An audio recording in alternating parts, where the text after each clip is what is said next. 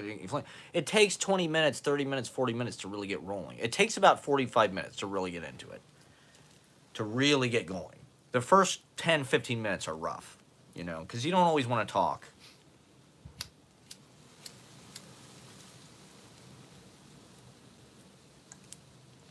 Damn it, YouTube. I had 5 viewers. You're silencing my truth. I was speaking too much truth. They had to shut it down. All right. So one thing I do want to talk about. Okay, it's not annoying to me. I understand. Like with the open mic that I run, I'm not. I can't, and I don't. You know, I don't want to grind people out where they feel like they have to show up every week, or it's kind of a natural progression that people. Well, the thing that kind of mystifies me and that I don't like. First of all, it just makes me nervous to be, uh, like the aim and the object of like a group public opinion. You know, that is nice when people are like really buzzing about you and happy about you, but there's a life cycle to that, and it can often there's, you know, people, it's just a natural human thing. We love to build people up and tear them down or something. You know, it's like that's the story. And so you can kind of feel,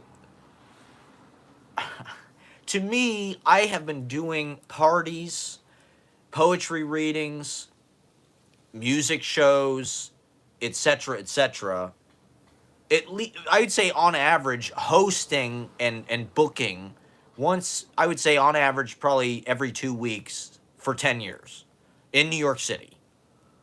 And so, you know, by this point, the open mic, it's not like a new thing to me. It's like it's a continuation of kind of a lineage of events that I've been doing, and I really love it. You know, it's really, you know, kind of a nice realization of,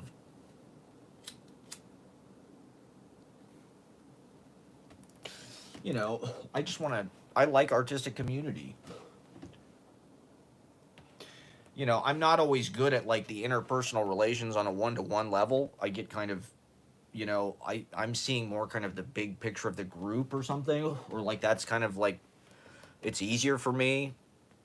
Um, you know, it's not been, I haven't been the best at tending to individual relationships, and this is something that I want to work on. You know, I spend all these time like watching war films or reading or this or that, but it's like I don't know. I could appreciate the people that I know and prioritize valuing spending time with them and just working with them. You know, I think I might get a lot further. Of course, it's an opportunistic, self-interested thing.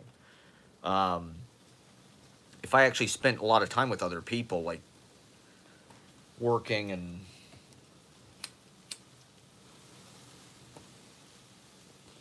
you know, I do feel like calibrated differently than my generation or like most of a consensus audience.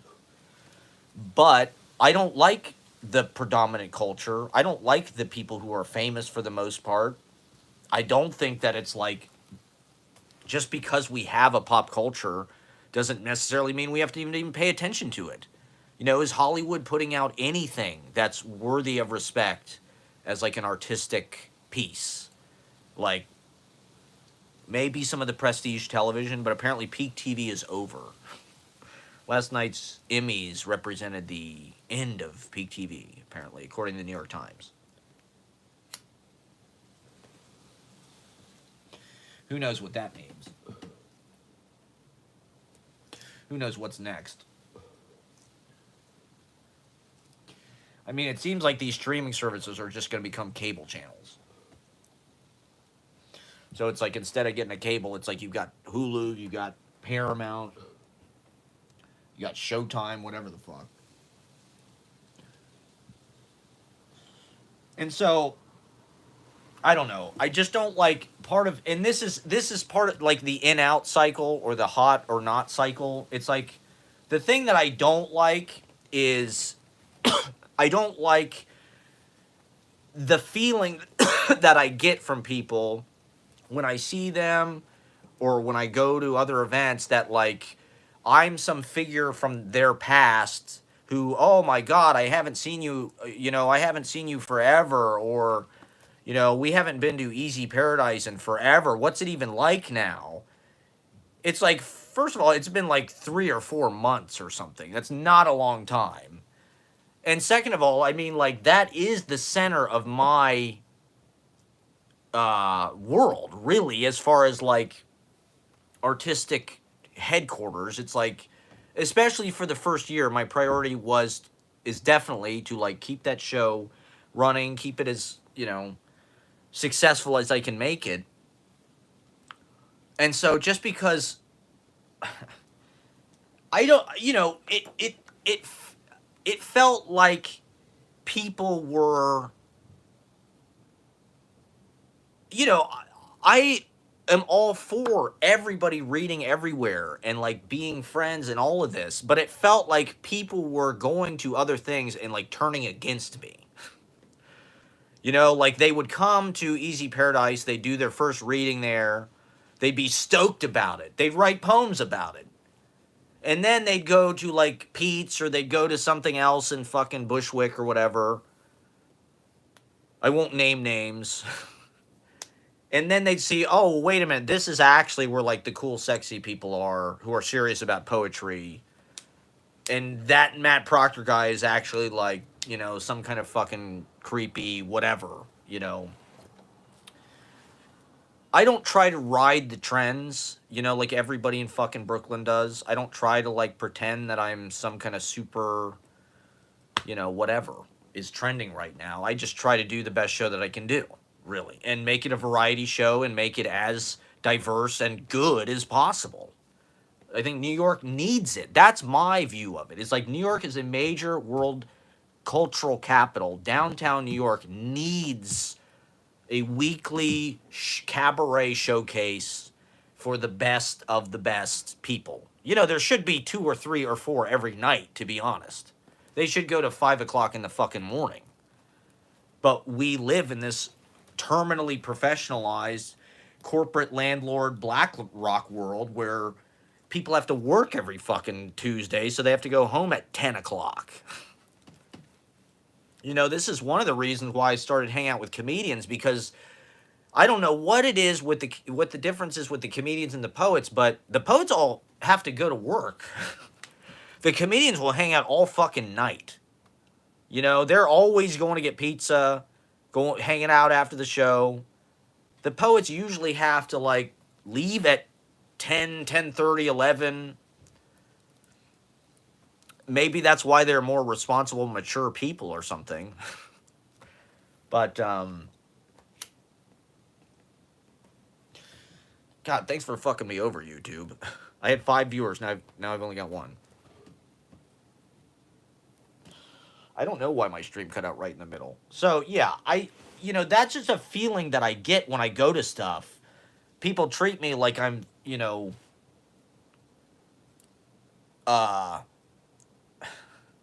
it's like in the Truman Show when Truman's dad comes back. Like he hasn't seen him in 20 years. He's like, oh my God, it's my dad. It's like it hasn't even been a year. And granted, I do not get around. This is the reason why I need to go to other things, is to just like, be a part of and to update people. But I don't know. I just got obviously trapped in other shit. And so, I don't know. It's natural, but it's just frustrating because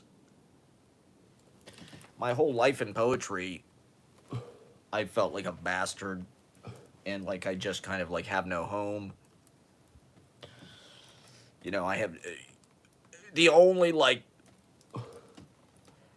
confidence I have in even doing this is the fact that I've done it this long.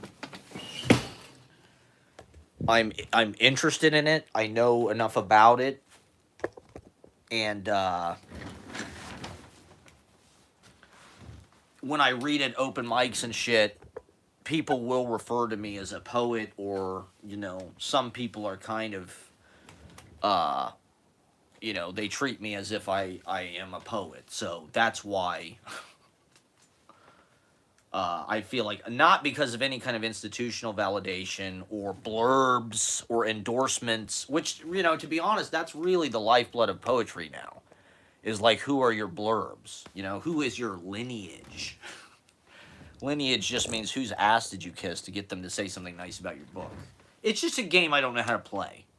I do not know how to buddy up to famous poets. And to be honest, my work, I don't know why they don't like it. It's very hetero and aggressive.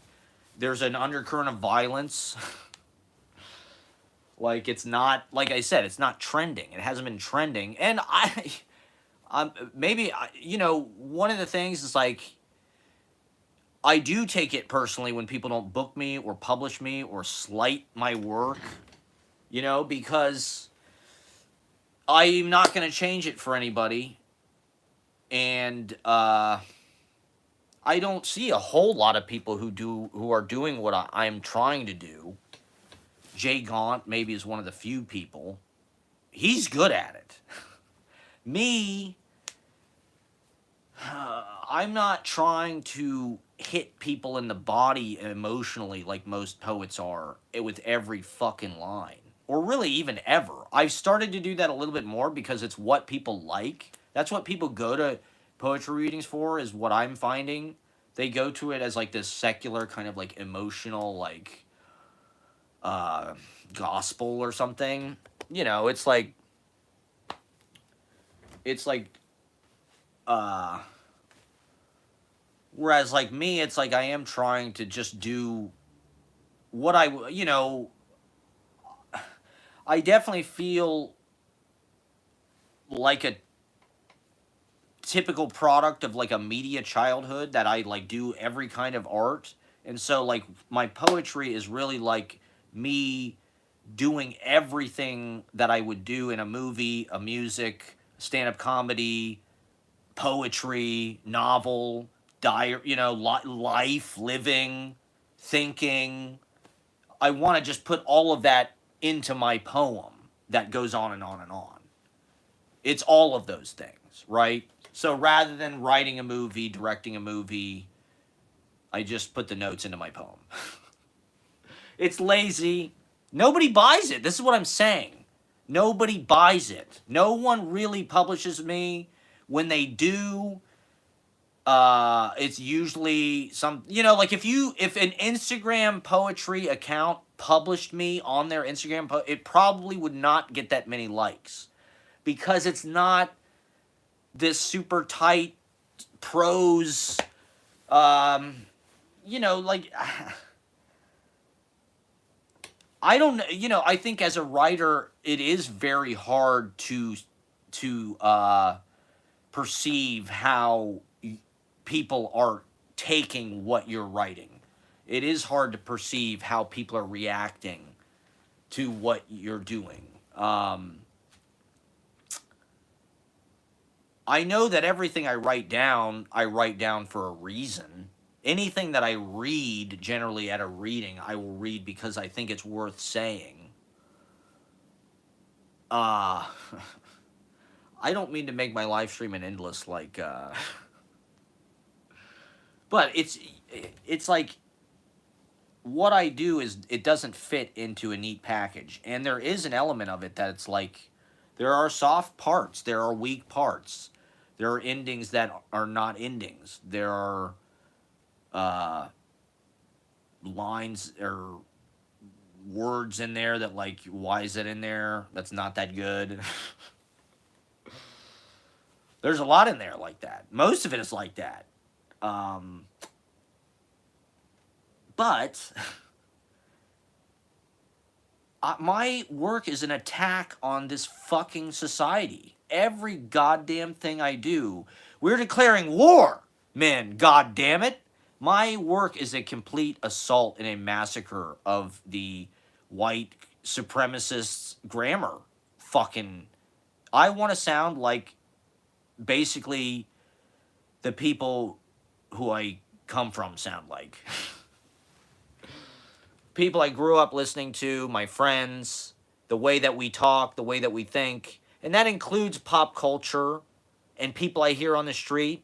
You know, a big part of my project, one of my favorite fucking things to do, and this is a classic New York exercise, just go sit on a bus, go sit anywhere in public in New York City where you can hear 4 or 5 different conversations at once, or sound effects, different languages preferably, and just grab whatever you can from any conversation and put it all together into the most interesting language you can find. You know, a lot of what I'm writing, I'm just trying to defy something I've heard before and put out something that sounds true.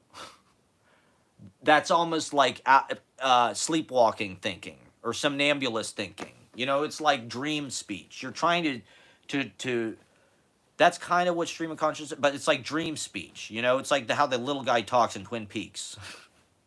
You're transcribing that, you know, because the idea is you maybe can tap into some part of the brain that's actually more wise. It's like you're listening to aliens. But you're also, when you're on the bus and you're getting all those voices, you're in fucking Whole Foods or wherever public space you're allowed. You're bringing the city. You're living the principles, right? You're bringing people in. You're bringing the world in. You're bringing languages, cultures. That's all a part of you. That's one of the beauties of New York City, is the whole world lives here. The diversity. I mean, I think Brooklyn or Queens is more languages are spoken there than anywhere in the fucking world. In Queens, I think. I think Brooklyn is the most diverse, like, borough or county or something. Like, more people from more parts of the world live here. So by going out and experiencing that, and by bringing it into the goddamn poem, literally, you know, taking your notebook on the bus, transcribing what these people are saying, you're bringing the vox populi. You don't know these people. It's appropriation, sure. We're living in everybody's recording everything everywhere. You know, this is your fucking iPhone. This is the analog, right? And so, but by turning it into a poem, by thinking about how to compress it, make it as interesting as possible musically, making it have a variety of different letter clusters, painting a picture with the sound, with the way it looks. There's color, there's texture. You're putting the whole world into this elementary kind of technology that's maybe going obsolete. Text, you know, page, literature. But the speech is also there. It's meant to work on both levels, right? If you can read it, that's better. Or, I don't know, you should do both, right? Listen to the book on tape.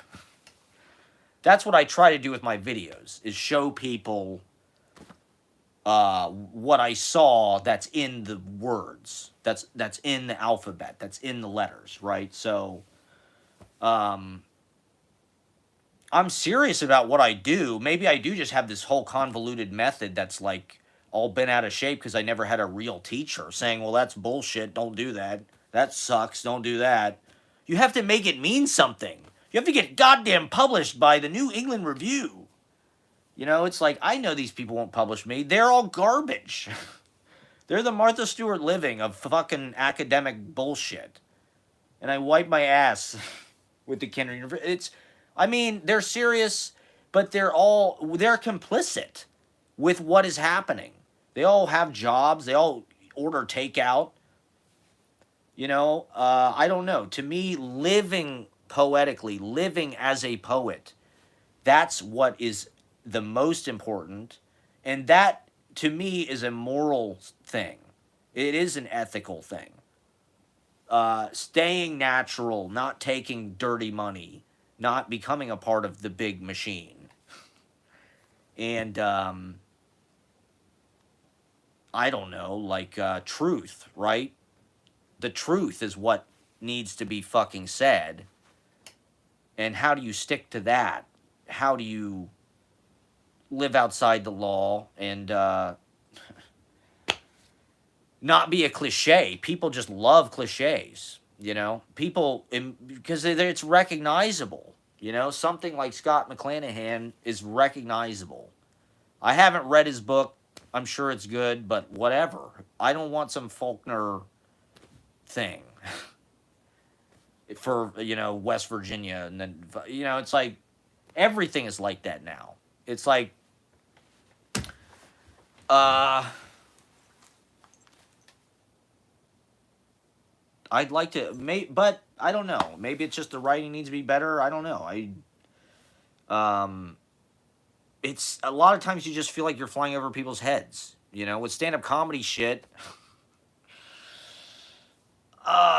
It's like if I were to start to do this in front of a stand-up comedy audience, it would feel like I was lecturing them, and like they would turn on me probably real fast. Like, well, who do you think you are telling us fucking how to live, or like what the hell do you know about life that, oh, so you're gonna ramble your sort of like uneducated TikTok takes about zoning and fucking multi-use housing and single room. Yeah, okay, buddy.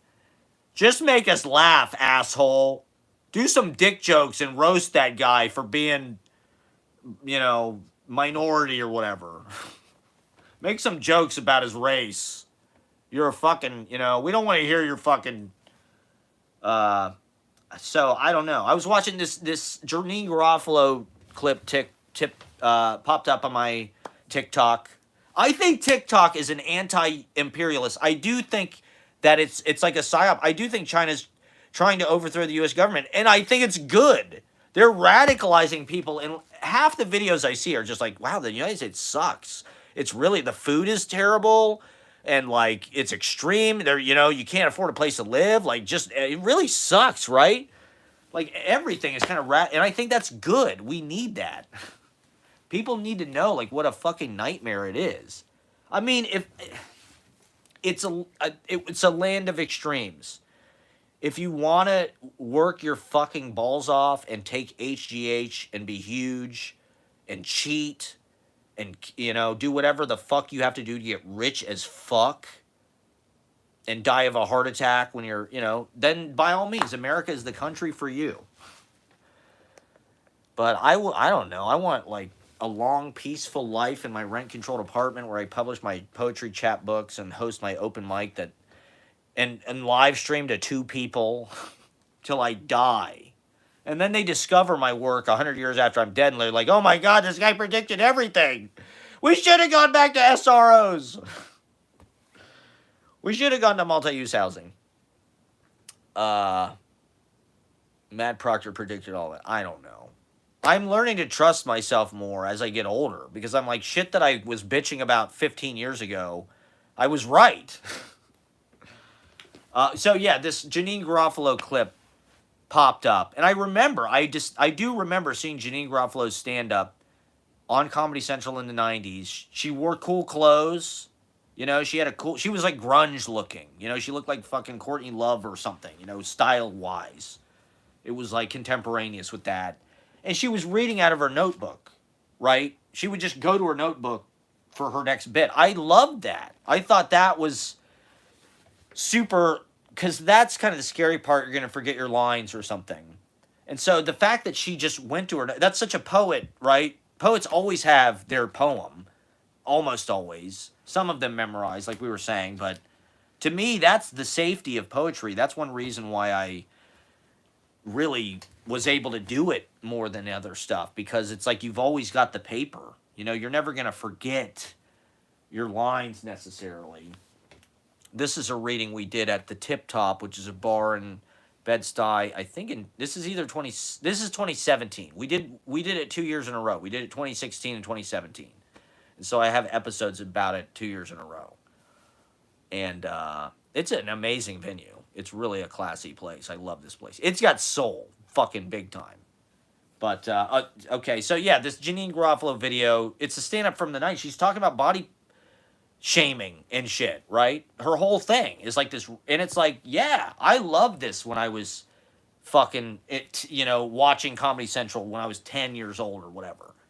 And it did make an impression on me. There were comedians in the 90s that were like liberal, hippie, like Mark Maron was another one. Jon Stewart was like that. He wasn't quite as hardcore, but there was like this kind of Lilith Fair, like alt comedy thing that was cool. That I don't know. We just have this like banal corporate landscape. The banality of evil, I think, is very real. I mean, what's more banal than Facebook and Zuckerberg, for Christ's sake? You know, part of the reason why I have these aggressively hand drawn things is because I'm just trying, like I'm saying, I'm trying to wage war against the banality, right? Of Facebook aesthetic, of Instagram aesthetic, of just like these people with no taste who run everything. These fucking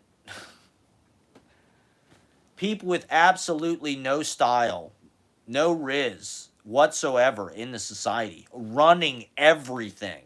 Facebook.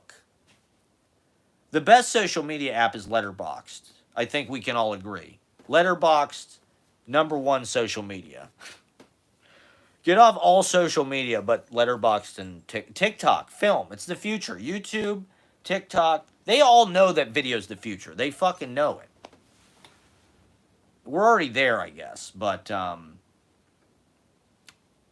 you know, the metaverse is so banal. This is one of the jokes from my act. Now I'm doing material. Some of the unfunny material. I have material, but I don't have jokes. I just have things that I talk about on stage. So the banality of evil is one. I talk about. Oh, Kuzu Daddy's gonna criticize me because I'm just talking with no subject. I think my fucking live streams are great. He doesn't understand. These people do not understand. Like, I trust myself. I believe I'm a smart person. Maybe I am crazy. I don't know, but I believe in what I'm doing, and there is a lot of thought and artifice. This is the goddamn future, okay? This is what the Aaron Sorkins of 2100 are going to be doing. They're going to be goddamn live streaming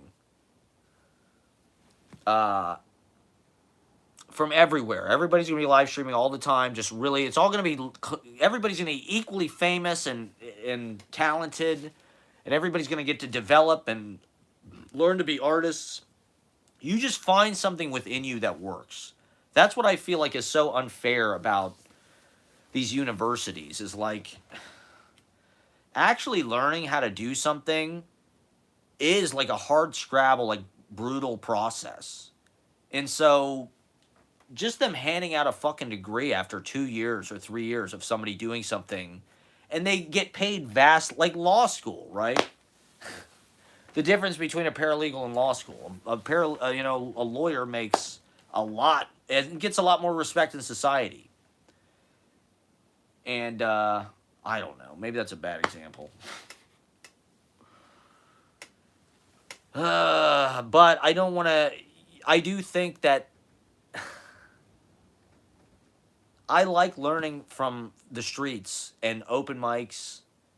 And I don't know. Maybe the fucking work is better. You know, maybe the work is better at fucking Segway series.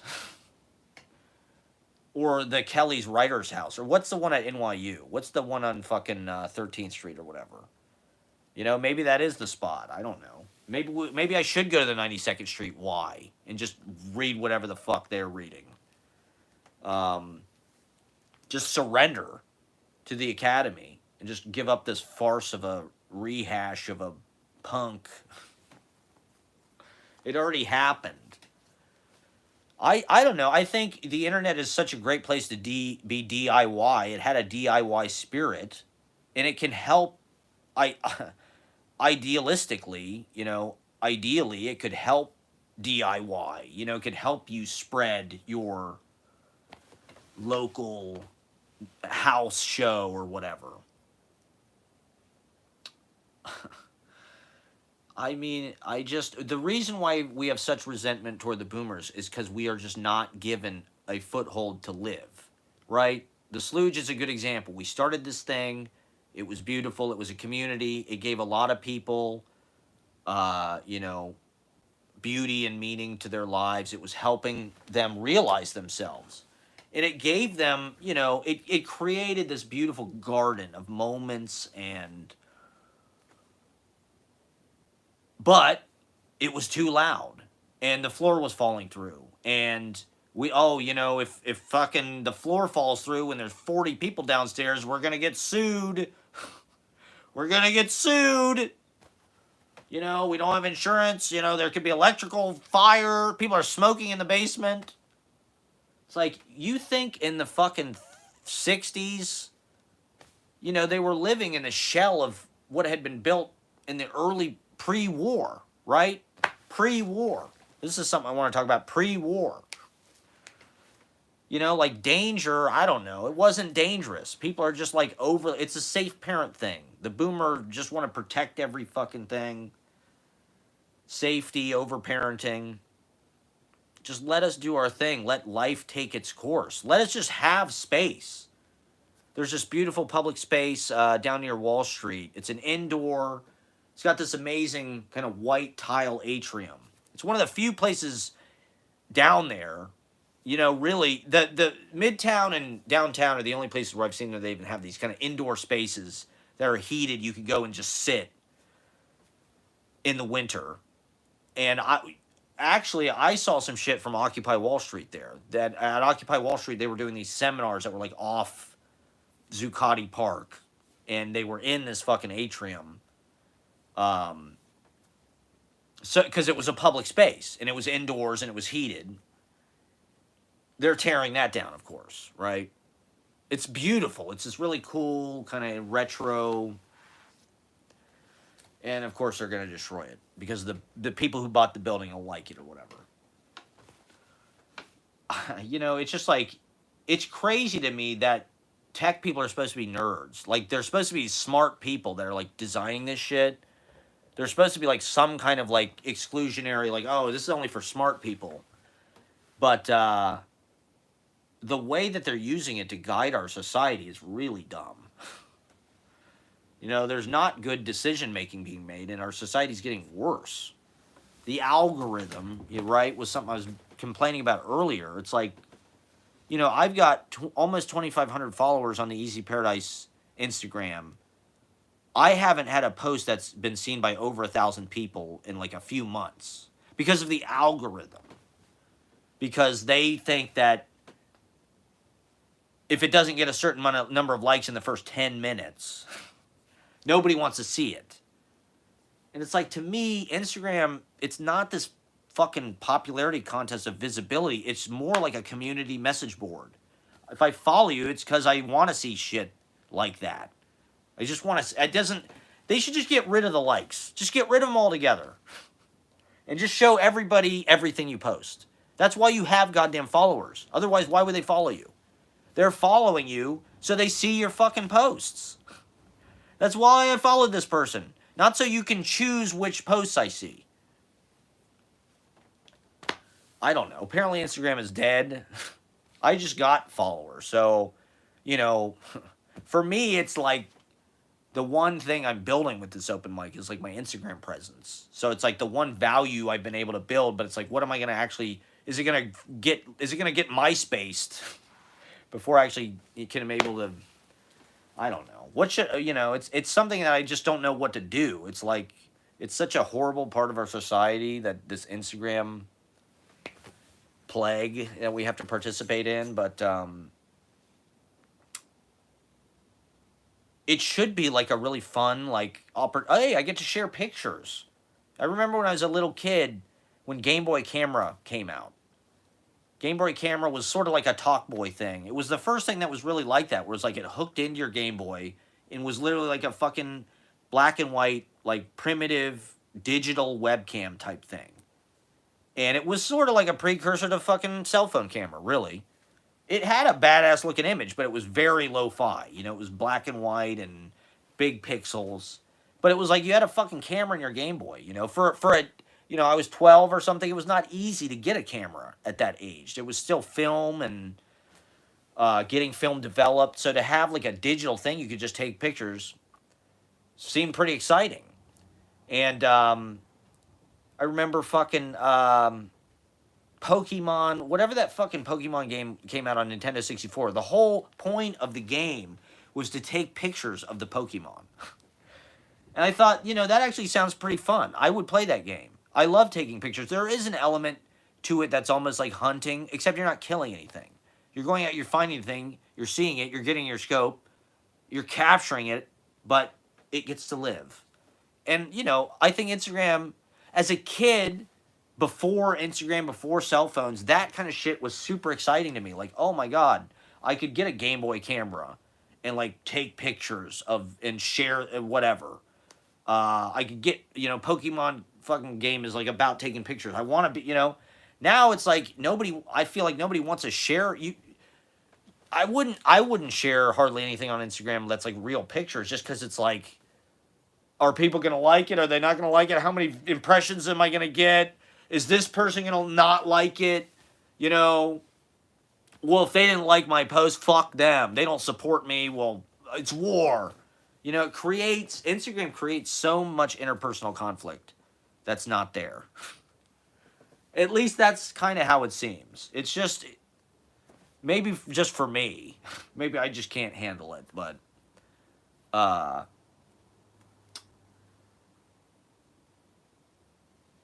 I don't know. It's just the potential of all this stuff, and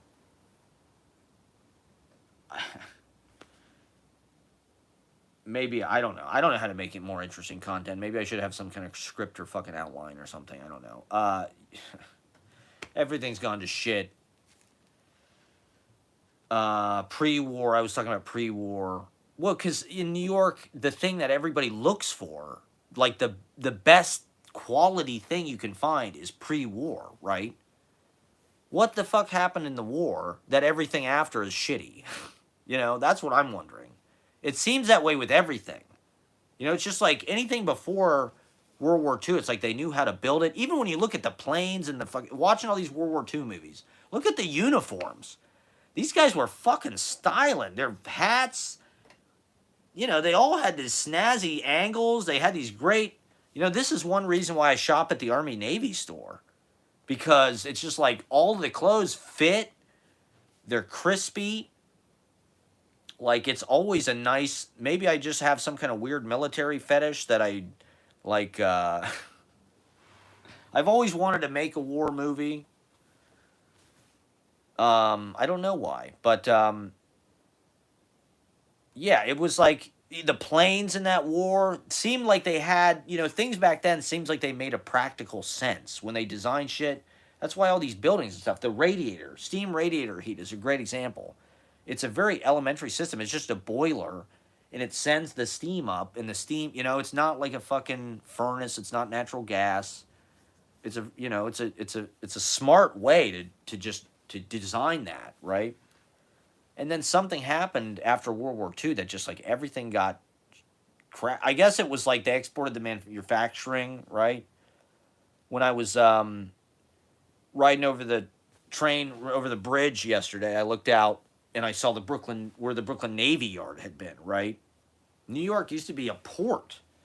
That's one thing that I wonder is like that's why New York was New York, because of the waterfront and the harbor and all these docks and all this. They could import, you know, the whole thing was naval and the Navy Yard, and they built these big aircraft carriers before they have to go.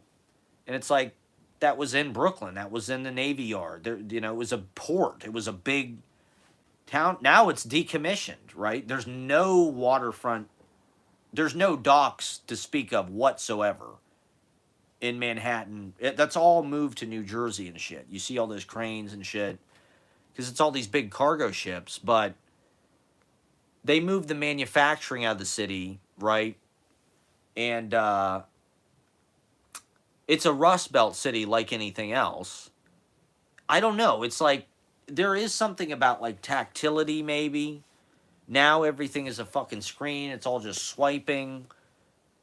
Uh, and so, you know, when they design like innovative technology and shit now, it's always like, oh, there's an app for your phone that connects to like your thermostat, you know, or it's like a smart car or whatever. It's like, it's all just like a way of innovating or programming within computers and shit. I guess that's where the innovation and things are, but like it's just weird how much of an expense it is, kind of the practical world. And what's crazy to me is like, how was it that New York City was like that essential as a place to import it, and then just like instantly it wasn't? Is that just because of air? You know, that's the only thing I could think of is post World War II. It's like that's when air travel and maybe shipping things by air became kind of more the standard. And they just, oh, we'll get rid of all the fucking, you know, because the way they fought the wars and shit changed. It went from being like a naval war, a ground war, to being like they could win it with air power or whatever. I don't know. It's just tracking these kind of big social changes and shit. And so I don't know. It's just this is something people complain about constantly, right? It's just like they don't make things well anymore. There's no the new housing they build sucks. They don't even build it for us. They build it. It's all just empty condos and shit. I don't know. This is why I live stream and complain about it every week. This is my way of trying to spread awareness. I don't know. I guess maybe we should run for local office or something. Or, you know, the idea is maybe I would get, like, to be an influencer, make a lot of money, and then, like, you know, maybe my creativity could, like, flow through the culture. I could have more. You know, it's like, one of the hardest things, I think, about being a geriatric millennial artist failure with no clout is it's just, you know, and this is one reason my work is the way there's just no feeling of any kind of floor beneath you. You know, it just feels like this. It still feels like I'm living out a suitcase, and everything is just like a scramble. What's the next living situation going to be? When am I going to get kicked out of this one? You know, when are they going to raise my rent? When am I going to have to move further away from where I want to be? You know, when am I, you know, people are already working so much. How am I going to find time to work? On what I want to work on. You know, how am I going to find time to be an artist? The society doesn't want that. They want you to go and work for a corporation or whatever, and you can't have kids, you can't have a family, you can't get married, you know. I have that line in one of my poems, the nuclear holocaust of no grandchildren. It is a weird kind of like genocide or something. The fact that people can't reproduce.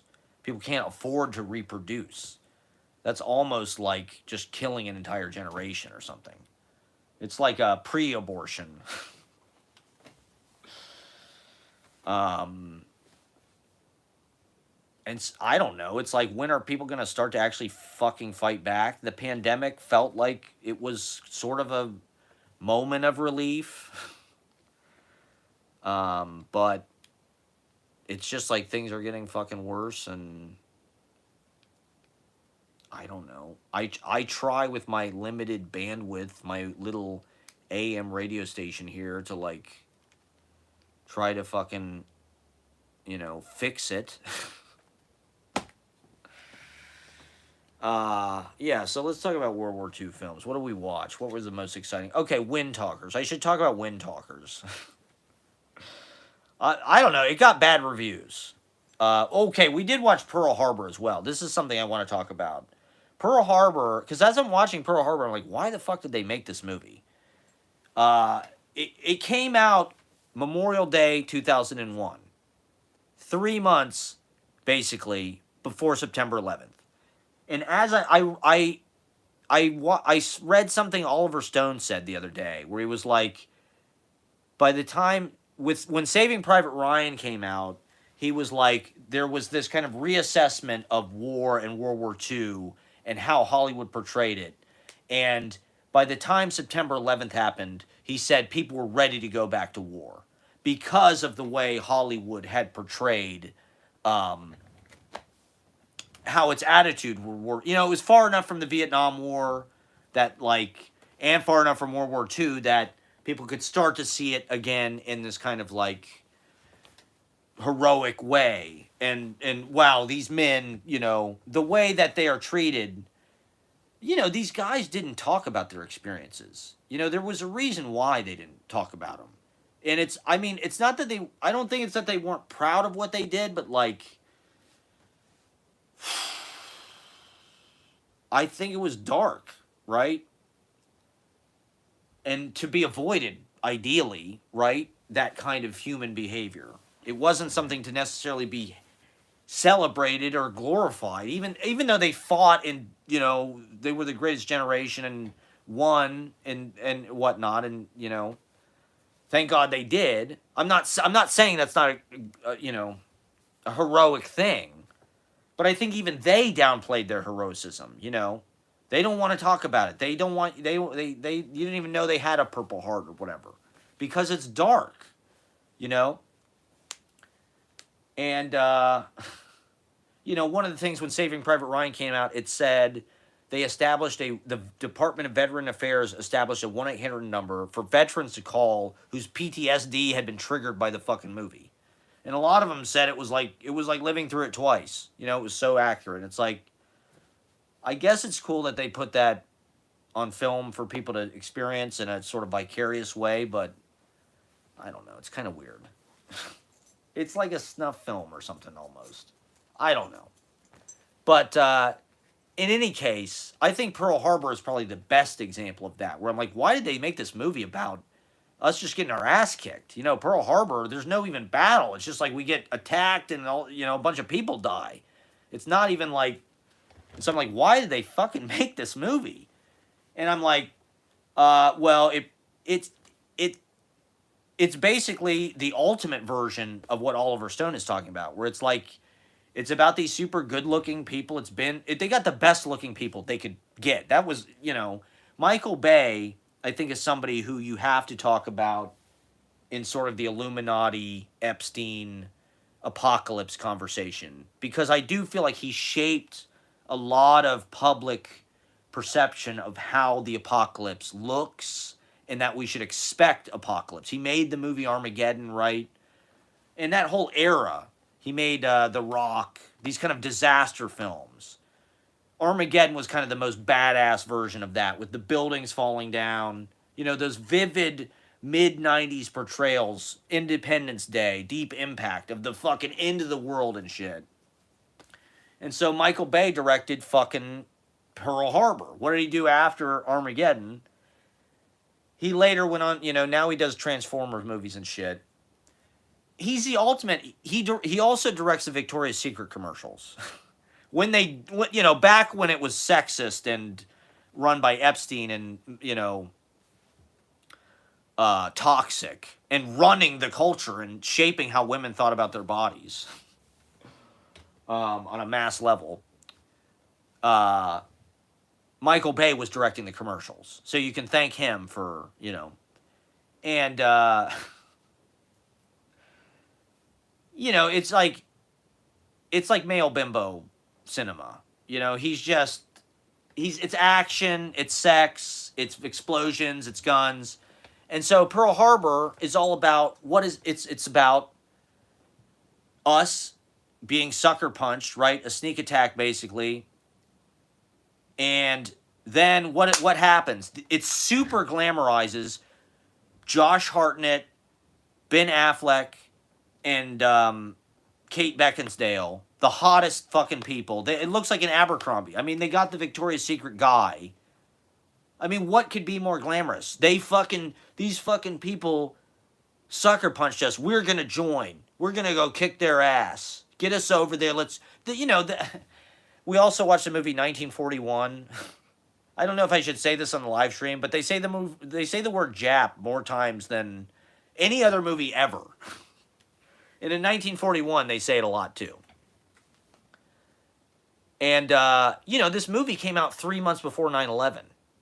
Like, I'm not necessarily the biggest conspiracy theory guy, but I do think that CIA does influence a lot of what we fucking see from Hollywood, actually. The movies that get made and why they get made. I mean, think about how many fucking scripts they probably get. Why do they choose to tell the stories they want to tell at the time that they tell them?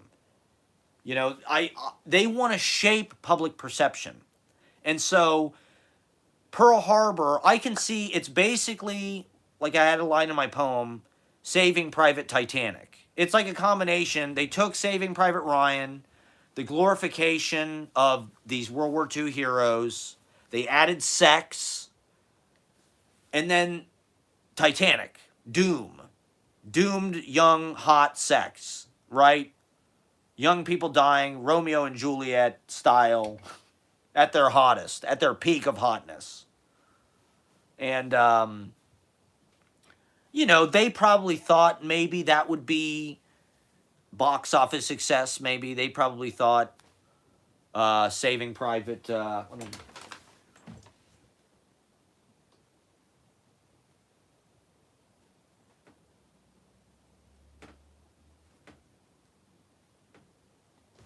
This is a good episode. This is an episode I rescued when I had the apartment from 2017. It's a good look into the poetry life in 2017, who I was running around with at that time, and the readings and stuff. That was a reading at KGB we did. That was the fucking open mic at KGB in 2017, downstairs. Back when Easy Paradise was just a faint glimmer. Well, this was when I thought of Easy Paradise. The name and the magazine was right around this time, actually. March 2017 was when I thought I should do a literary magazine. I'll call it Easy Paradise. So anyway, Pearl Harbor, Michael Bay. It's like he directs the Victoria's Secret commercial. Epstein, fucking right-hand man of Les Wexner. Les Wexner, like, connect the dots, sheeple. I won't say any more, but in any case, they were priming the American people so that when, like Oliver Stone said, when 9/11 happened, people thought it was going to be fucking super glamorous to join. They thought, let's go kick their ass. Let's go kick Al-Qaeda's ass. Let's go kick Bin Laden's ass. That's what the fucking, it had been so long since the Vietnam War. People were naive about it. We'd spent our whole youth playing first-person shooters and watching, Pearl Harbor, which is a more, Saving Private Ryan kind of shows you the horrors. Pearl Harbor, it's more like an action movie, basically. It's like, it's like Transformers before Transformers. They tried to make it overtly about a war. Then they sort of found, you don't really need to do that. You can just make it about toys or whatever. But, people wanted to be hot and like Ben Affleck and Josh Hartnett and join the war. And so that brings me to American Sniper, which Bradley Cooper, of course. I'm fascinated by the late era Clint Eastwood. This is something I've been meaning to watch and sort of investigating over the years, because Clint Eastwood has had this kind of late, I think when he was like 70, he started to direct these movies that were like, whoa, winning Oscars for Best Picture and shit. It's $1 Million Baby. What was the one before $1 Million Baby? There was one right before that was like a Best Picture contender. But then, Gran Torino I saw a few years ago. I did see the Richard Jewell movie during the pandemic. And I'm just curious, like, what is Clint Eastwood doing that is like... Because it just seems like there's a simplicity and a clarity to it, and he's making his points, how he wants to make them. Like the Richard Jewell movie was about how this guy was completely mischaracterized by the media, and basically about how the media can lie about people and ruin people's lives. And that's what happened to that guy. And American Sniper, oh my God. Well, I think it's complicated for one thing, but to me, it really does seem mostly just like propaganda. I mean, I do think basically, what Clint Eastwood does, I think, is like just kind of show like a visual. Like, I thought it was probably a pretty accurate telling of like the Iraq war experience. Like the guy does multiple tours, he kind of gets sucked in. I had known people who had been there who talked about it. That's how it was for them, kind of drains the color out of your life. And especially when you kill people, if you're a sniper or whatever, like it does, like these people come back. I mean, how many people have come back from those wars and killed themselves? Or how many people have like unreconcilable PTSD? They just can't even live. Like, a lot of people have come back from those wars. The movie didn't push it that far. You know, and I do think, I will say, okay, the whole fucking movie is Bradley Cooper wasting people. You know, he shoots like a mother and son, young child, and you see all of it. You know, you see them all get blown away. And then at the end of the movie, they don't, when he gets killed, which apparently really happened. This is something that really happened while they were producing the movie. They just have a title card. And I get it. They don't want to be disrespectful to the guy because he's a vet and it, you know, but like the whole movie is like him killing people. You know, like to not show him get killed, I think is kind of like disingenuous to the fucking story. And like you're missing kind of a big piece of the fucking story, which is like these people who went over there got fucked up. They came back and like the damage comes back here, right? And to me, it was just about this guy's kind of a badass. Apparently, I saw this on TikTok. Apparently, this guy was like not a good person in real life. Chris Kyle. And I don't mean to talk shit about the dead guy. I mean, it's horrible. That is a tragedy. But like, apparently, he was racist. And apparently, he lied about a lot of shit. That's what they said on TikTok. So I don't know. American Sniper. I think okay. The traditional thinking and the dogma that you hear is that Hollywood is so liberal because of people like Matt Damon or Alec Baldwin. People are outspoken about how Trump sucks or whatever. But if you actually look at the movies that fucking Hollywood, American Sniper was the highest grossing movie of 2014. That blew me away. When I learned that, I was like, wait a minute, what? This fucking Clint Eastwood movie about this guy who killed a bunch of people was the highest grossing movie of the year? That's crazy to me.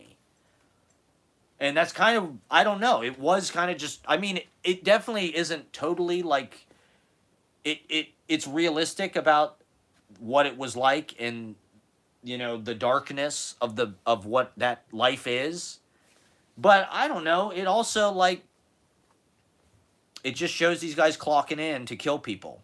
It's like a job, basically. It doesn't, it's, okay, so the thinking, the dogma is that Hollywood is liberal. But if you look at a lot of the fucking movies that come out, the highest grossing movies, the fucking movie stars, Clint Eastwood, fucking Stallone, Schwarzenegger, you know, fucking Mel Gibson, they're all right wing. They're all they probably were the biggest fucking movie stars of the last 40 fucking years. They all made insanely violent films, full of murder, full of mass murder.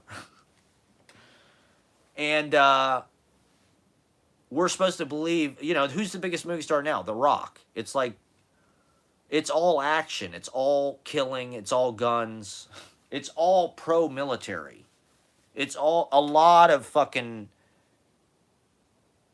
American movies are pro-military. And so, you know, one of the reasons why I'm watching these World War II movies is just to see the attitudes that people have towards these experiences and how they change over time. You know, they've made World War II movies since it happened, right? And so the way that they tell that story shifts a lot, right?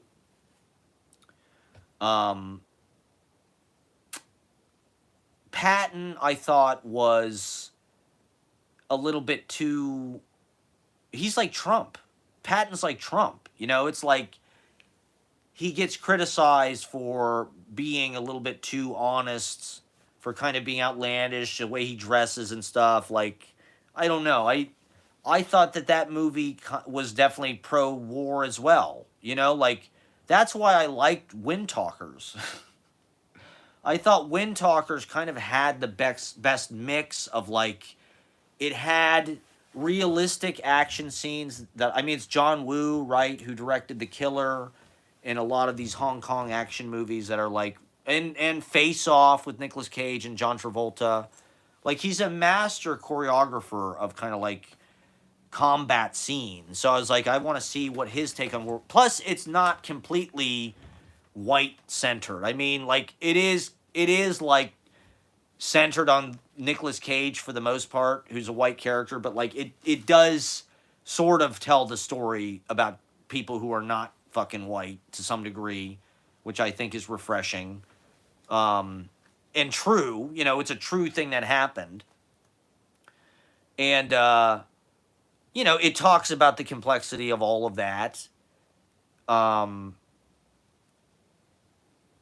the Nicolas Cage character, I think he's a lot like the Tom Hanks, but it's further. It goes further. It kind of reminded me, and I haven't seen this movie, but one of the first movies Marlon Brando was in, I think maybe even the first movie he's in before Streetcar.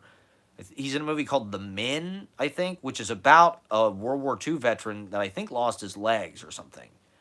And it's a very like it's a grim story, right?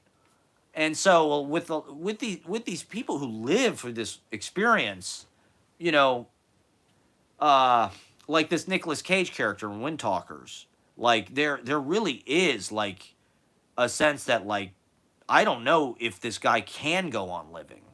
It's like he's been through so much. He's seen so many people get killed. He's been responsible for so many people getting killed. He's seen people get burned alive, their limbs blown off, stabbed, their heads, Christian Slater gets his head cut off. Like, he's got some kind of weird thing where, he's got some kind of inner ear is blown out, so he's got balance problem. And so I think Nicolas Cage, knowing what we know about Nicolas Cage, and he's an artist, he picks these projects, he's smart about why he does the roles he does. I mean, this character, like, I do think that putting that character at the heart of the movie is a way of showing how serious it was. It's not an action fucking movie, even though there is a lot of action in the movie. And if you're looking for, I mean, even fucking Thin Red Line has a lot of action. I mean, it's not like, Saving Private Ryan, I feel like borders on like Rambo. It's like the amount of fucking people and the amount of bullets that are flying through the air in Saving Private Ryan. It's like, it's amazing any of them survived. Well, none of them did. They all fucking died. Except Edward Burns and Matt Damon. Stupid and liberal Matt Damon. Let's thank Matt Damon and Ben Affleck for doing their part in the military-industrial complex. These good liberals. These good Hollywood Boston liberals. They're all in war movies. Pimping the agenda of the military, of the $800 billion budget, Meanwhile, we can't feed homeless people. We can't find a place to fucking live in this country. So, yeah. I thought Wind Talkers, it did get panned big time. I don't know. I thought it wasn't just, it didn't just have an allegiance to the United States. It was just trying to tell a story of these people. It had enough elements of like, the action sequences had a, cinematic kind of innovation and aesthetic quality to them that was superior. That's one thing you see over the years.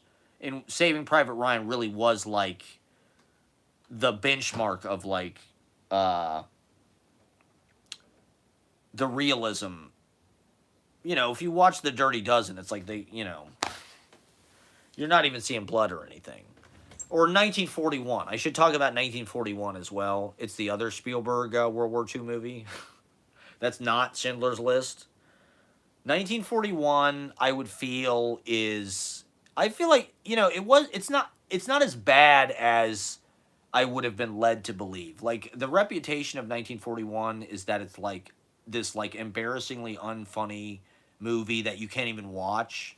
And when I saw it when I was a kid, I was obsessed with John Belushi and Animal House. When I saw Animal House and I saw John Belushi sing Louie Louie, I don't know why, but I just keyed into that. And the Blues Brothers, of course, was like my favorite fucking thing ever when I was like 7 and 8, It was my first favorite band after Weird Al was the Blues Brothers. And so when I found out there was another movie with the Blues Brothers, John Belushi and Dan Aykroyd, and it had John Candy, and it was directed by the guy who directed Hook and Jurassic Park, Steven Spielberg, and it had all these other fucking people in it, and it was about World War II, which I was kind of obsessed with. It was like, I couldn't even believe this was real. I thought I was like manifesting this. This was like, when I was 10 years old, I thought, this cannot be real. And so it was like this mythic 1941. It's got to be the greatest movie ever made. It's got all my favorite things in it. And then I saw it when I was 10. I was like, this is not, this is a piece of shit. This is not as good as Blues Brothers. And to be honest, it's not as good as Blues Brothers. I would say comedy is not Steven Spielberg's strong suit. That's the fault. It's not like the movie is bad. It's not even, it's just like, it doesn't actually make you laugh. It's not even like it's unfunny. There isn't a whole lot of it that you watch and you're like, ugh. There's a few characters. There's the guy from Grease, whoever that is with the glasses, the nerdy kind of character, and whoever the character, Wally, or who's the other guy who's like the male romantic lead. Those are the characters that I'm like, I don't know why they cast these guys. They're not good looking. They're not funny. They're not even movie stars. They got Treat Williams in the fucking movie. They got movie stars in every role. It's Ned Beatty, Robert Stack, Toshiro Mifune's in the fucking movie. Christopher Lee's in it. It's like everybody in the movie's famous, and then they got these two dweebs in it. You're like, what the fuck are they doing in this movie? They could have got anybody. Get somebody funny. Get Lenny and Squiggy are in the goddamn movie. Penny Marshall's in it. It kind of reminded me of New York, New York. Not that we got that far into New York, New York, but in the late 70s, I think there was, it's like a nostalgia cycle. It was about 30 years since World War II. So every one of these movies has got a big swing dance sequence. Pearl Harbor, they all have some like, USO dance where all the girls are wearing those, kind of 40s styles with the lipstick and the hair and all that. And the guys are in their naval uniforms or whatever, about to ship out. And they're like swing dancing, and there's zoot suit fucking bands and shit. They all have one of these big, because they all want to show that they can do Busby Berkeley or musical sequences or whatever. I think Spielberg, it's like, what did he direct? He directed Jaws and fucking Close Encounters. So he goes, yeah, I'll make a screwball fucking slapstick comedy about World War II with the Blues Brothers. They had to have been doing coke together. They had to have all been doing coke. Aykroyd is good in it. Aykroyd is the link between Pearl Harbor. He's also in Pearl Harbor. He's a good guy to cast in the military. He's like, he actually is some kind of cop or something. He's like some kind of Spanish, or he's like a Canadian Mountie. He's actually like a legit Mountie. And so I think having Aykroyd in Pearl Harbor was actually a good choice. He predicts it in the movie. He predicts that they're going to attack Pearl Harbor and they don't listen to him. Just like he predicts aliens. So yeah, I think Pearl Harbor was priming us for 9/11 to enlist. And it worked for a lot of people. 1941, I'm not sure what that was priming us for. To just think the military is like a big... it's amazing how many bullets get fired in this fucking movie, and practically nobody dies. The whole movie is just them just shooting machine guns everywhere, and it's it's Hollywood and Vine, so it's all those beautiful old hotels, the Broadway and the Roosevelt and this and that, those old signs. But it wasn't bad, but it was not a serious. I mean, if you want to talk about the attitude toward World War II, they treat it like it's a fucking joke. It's like a less funny version of Blues Brothers. To me, they should have got Jonathan Landis to do that movie. Jonathan Landis is the master of that genre of like, for some reason in the late 70s, early 80s, they just had like, I don't know if they had tons of surplus, but like, they just had these movies where they could just crash tons of fucking cars. And that was like funny to them. Like Blues Brothers. The end of the movie, they just crashed like hundreds of fucking police cars. 1941, it's the same thing. It's like, how many fucking cars can we crash in this movie? How many big... Like, that was funny to them. Get a tank and have it roll over a fucking 1938, Edsel or whatever. And chomp it in half. That's hilarious. It's like, just because... I don't know. It's amazing to... Or used... Okay, so this movie was written by Robert Zemeckis, who also wrote Forrest Gump. And, Bob Gale, and they made this movie Used Cars. So that was a hallmark of their style. It's kind of like, it's a Mad, Mad, Mad World movie where it's just like this epic comedy with all these famous people. It's 3 hours long. There's all these big kind of grand set pieces, and that's just the Zemeckis Bob Gale aesthetic, just like crashing all these fucking cars. I don't know.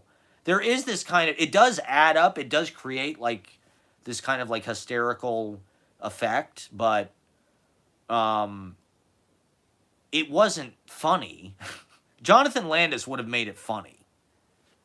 Steven Spielberg, it's just kind of like, there is like, he has this magical way with like the camera and the music and shit that's like enchanting, but it's not really funny. His sense of humor is not. It's kind of like a Jerry Lewis movie. It's like, okay, I get that this is funny, but I'm not really laughing at it.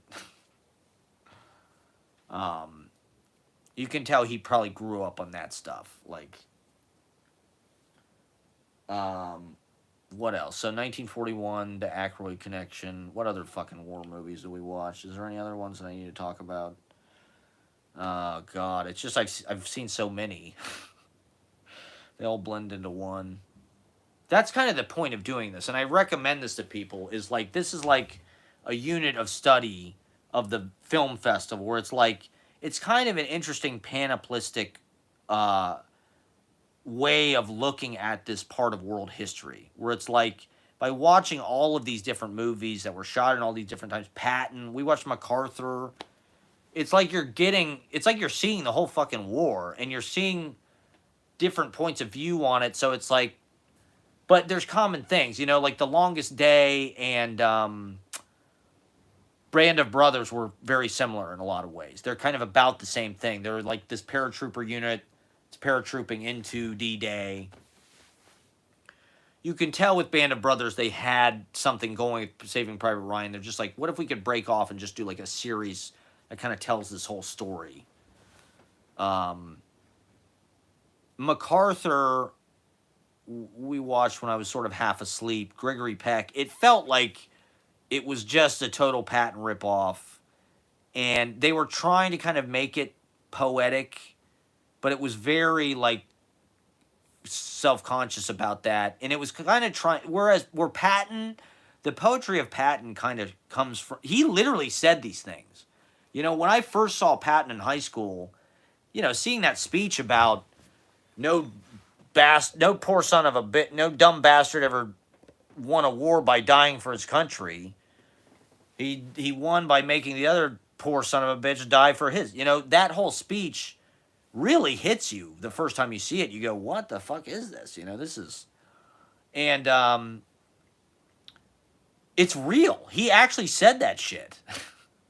That wasn't like something. See, I thought that was something like Francis Ford Coppola. I thought that was like the genius of Francis Ford Coppola, is he had like punched up this character and like, made it this really memorable. It's like Patton said all of that shit. It's almost all direct quotes from him. All of it. Even the shit about like ripping the Nazi guts out and greasing the treads of their tanks. Like he actually said this shit. And so all they really did was like copy and pasted a bunch of shit he actually said. And maybe MacArthur said all that shit in the MacArthur movie. I like Gregory Peck. It's a cool movie. It's an interesting companion. Like I said, with Patton, you get the Atlantic, you get Europe, you get that story. With MacArthur, you get the Pacific, you get that story. Philippines. But it's like the poetry is all, it's like purple. It's all purple. That movie is very purple. It's all purple prose. And you felt like they were trying to fix Patton or something. Like the maybe I got the wrong message. Like I said, I kind of slept through a lot of the movie, but it seemed like they were trying to make it seem like MacArthur was almost like gentle or something. Patton has all these affects about poet warrior, and like he wishes he wasn't born in the 20th century. That's something he says.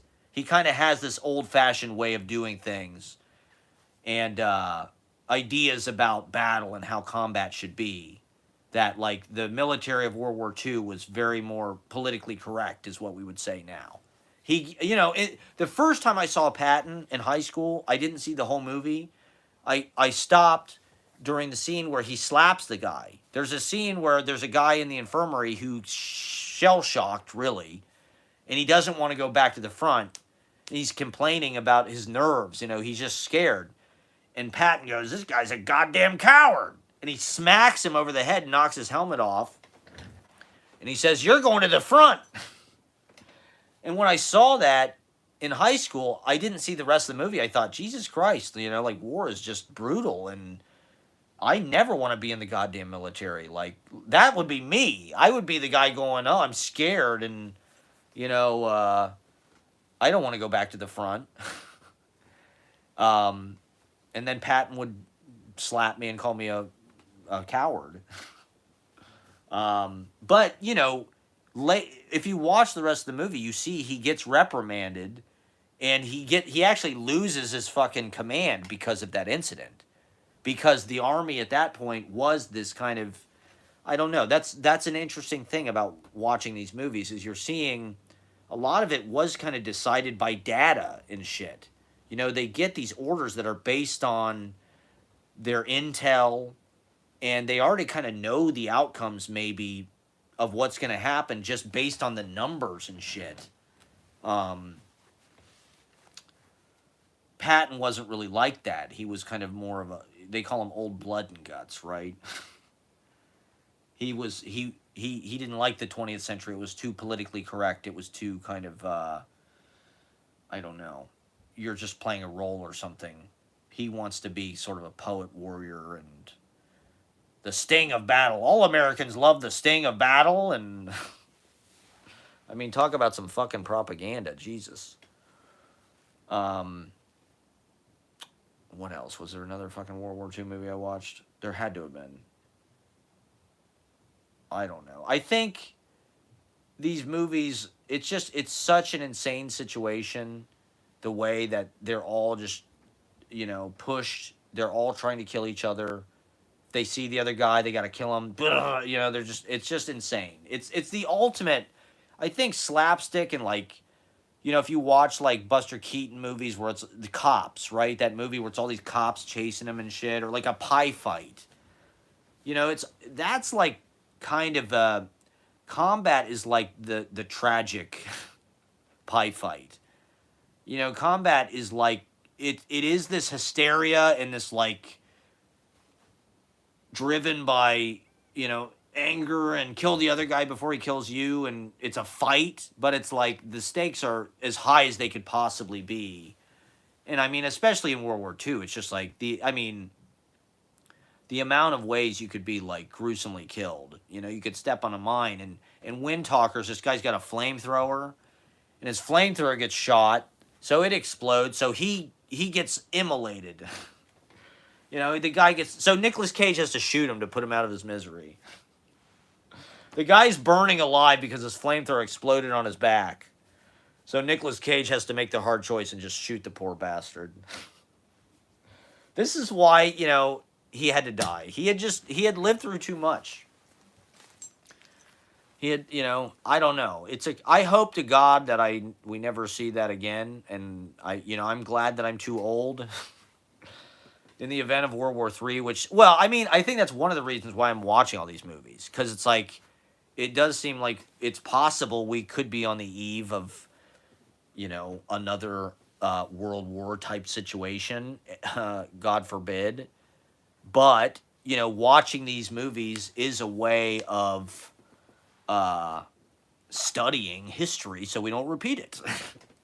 And just seeing if there's red flags that we should, you know, be aware of.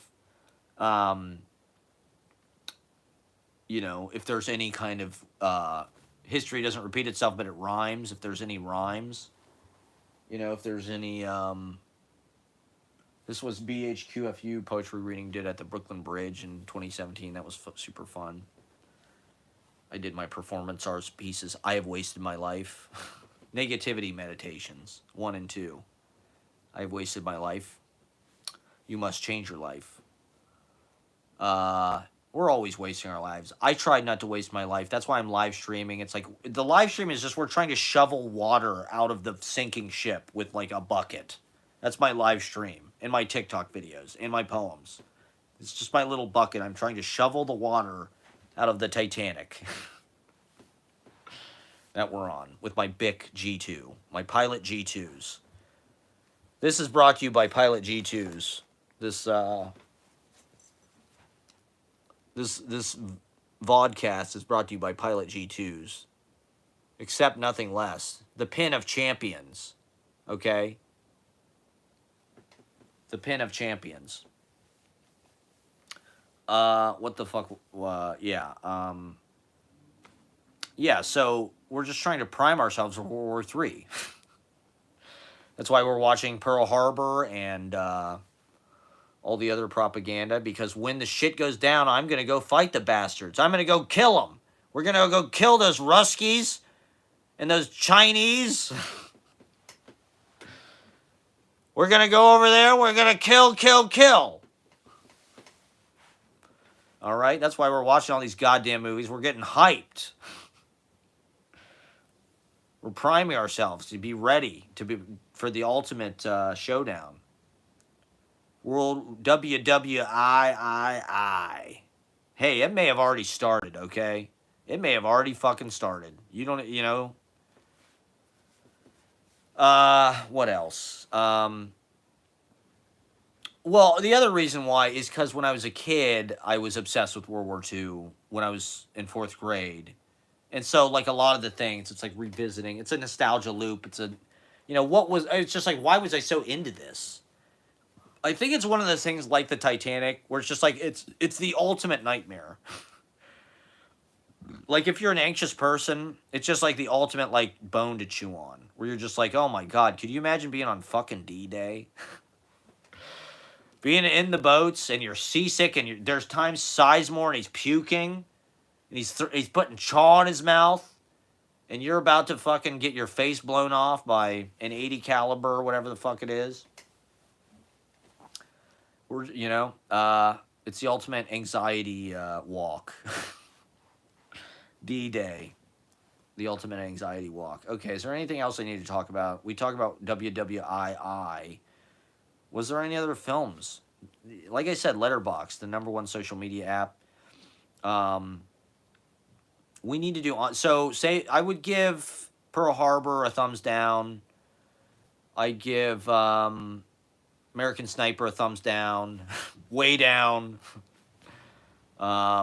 Wind Talkers I give a thumbs up. I mean, Nicolas Cage knows what he's doing. Wind Talkers, unlike Pearl Harbor, came out after 9/11. They got fucked by 9. See, I do feel like, this is what I mean. I do feel like CIA, I mean, a lot of these movies, fucking Patton, it was written by Coppola, and I think this guy Omar Bradley, who was the other guy in the movie, who was a fucking general during the war. He was also like a consultant on the movie. There's a lot of these movies where they'll have like a military consultant to help them tell the story. And it's like, yeah, that's because fucking Langley and the Pentagon, they want to be involved with these movies. And I do think there probably was something going on in the 90s in that run up to 9/11 where they're financing all these fucking World War II movies. What other, that was the only war they could tell a story about that was like noble. They were like World War II, the fucking greatest generation. These guys, there's no like second guessing. It was necessary. We needed to beat the Nazis. Like, at least that was the thinking during the Schindler's List, Spielberg, Hanks, World War II kind of like propaganda era. I mean, Tom Hanks was the first guy to get COVID. He was at, the inauguration with Biden. He was the first fucking thing we saw, right, when they were doing the COVID inauguration with the drones and shit. Like, Tom Hanks is as much a part of the fucking Pentagon.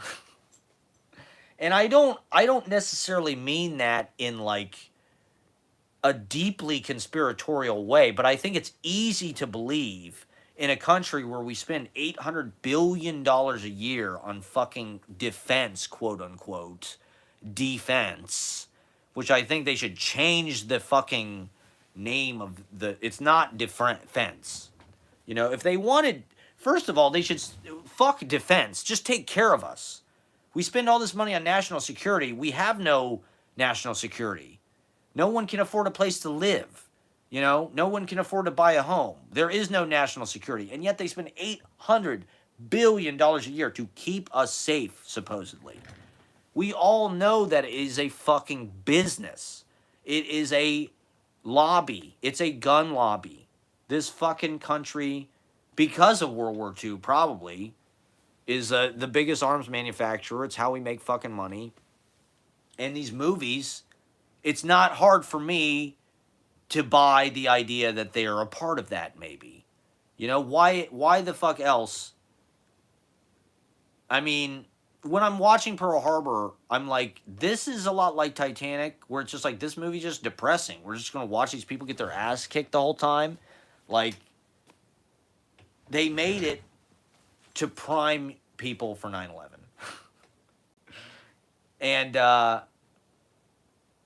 so Wind Talkers, I think, you know, there probably was this huge run-up where they're making all these World War II films we need, and Wind Talkers just kind of got caught in that, where it was like, you know, it's not a white director, it's not an all-white cast, it's not a totally white story, you know, it's not, I wouldn't say it's, you know, anti-America, but like, it's not, it wasn't totally about like the glorification of these people or who fought this war. It was really, well, I don't know.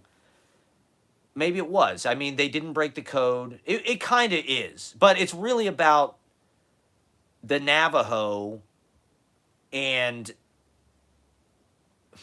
you know, they have to put Nicolas Cage in there as sort of like, it's an interesting dramatic device that they write, that he always has to be with the Navajo guy.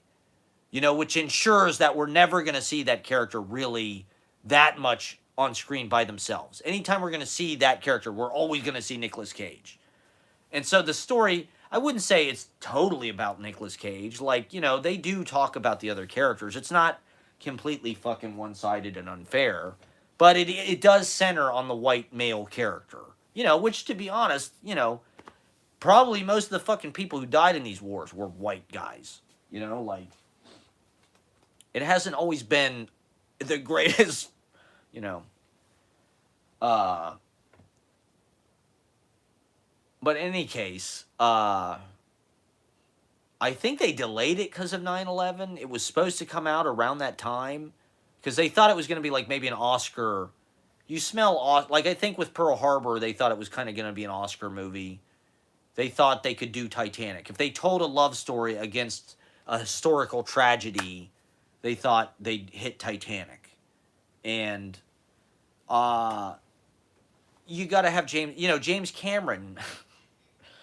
You can't fuck with James Cameron. He's not a male bimbo. You know, he builds his own cameras and he goes to the fucking Titanic and the Marianas Trench and shit. You know, like, that guy has some kind of X factor, and that movie just exploded. Michael Bay is basically a glorified music video director. You know, he's basically a TV commercial director, you know, who gets hot people, and, like, his movies look like they have a fucking spray tan. The movies look like they've been spray tanned, or like they've been put in a tanning bed or something.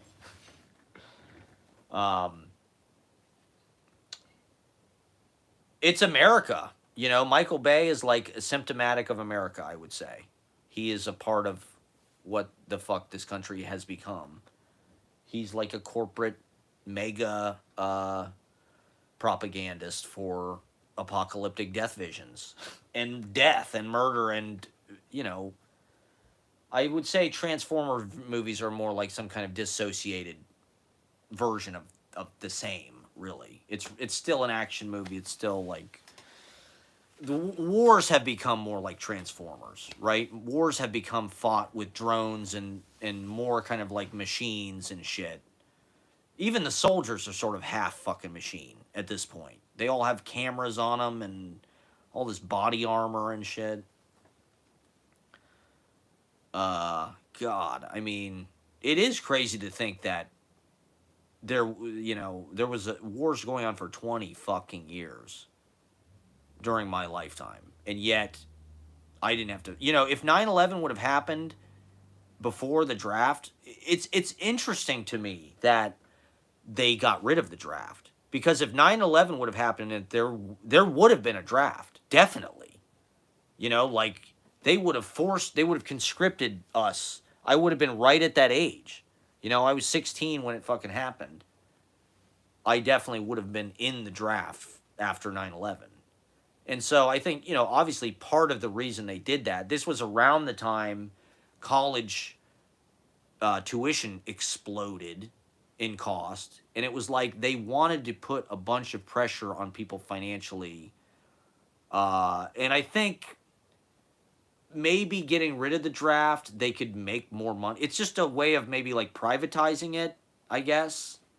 Like the draft is something that, for better or for worse, kind of equalizes the military. I mean, obviously, if you're rich or something, that's a different privileged son type thing. But the draft, I think, to some extent, uh, I don't think it's good. I wouldn't say reinstated, but it seems kind of curious to me that they ever got rid of it. Actually, I think probably with Vietnam, it was just so horrific, and there was just such uh, public awareness that war was like dark and unnecessary, and a lot of people's lives were ruined by it. Maybe that gave them the momentum to get rid of the draft. But there had to have been some kind of ulterior business motive. I'm sure. This is America. There had to have been. So it's probably just a way of privatizing the war, where it's like, okay, now we have all these fucking contractors in Iraq. We have BlackRock or whatever it is. We have Raytheon, Palantir, all these like weird startups that kill people. Business, war as a business, I think to some degree, probably getting rid of the draft. Now you're basically a soldier of fortune or a soldier for hire.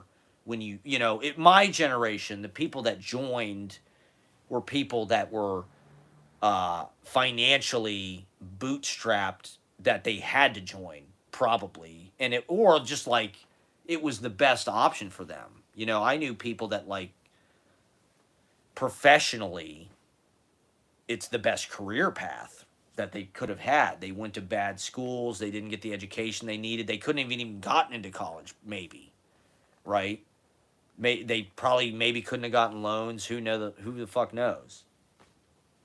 And so I think they pressured low income people into joining voluntarily to also as a way of, like, college was so fucking expensive, you had to join to pay for it. It was sort of, I know a lot of fucking people, and when I was in college, there was a lot of people in my classes who had been in the military. That's how they were paying it for their school, on the GI Bill or whatever it was. That's why they fucking joined. I mean, that's a fucking devil's bargain, if you ask me. Like,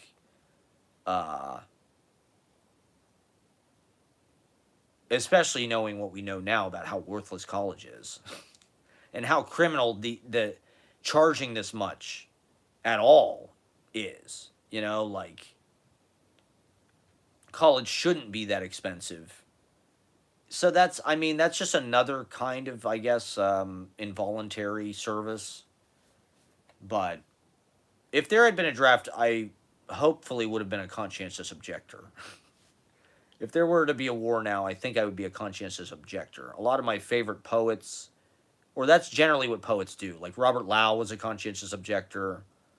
This guy, Brother Antonius, or whatever, from San Francisco, he talks about his World War II experience was pretty interesting. He, and I'm paraphrasing this. I really am not sure the specifics.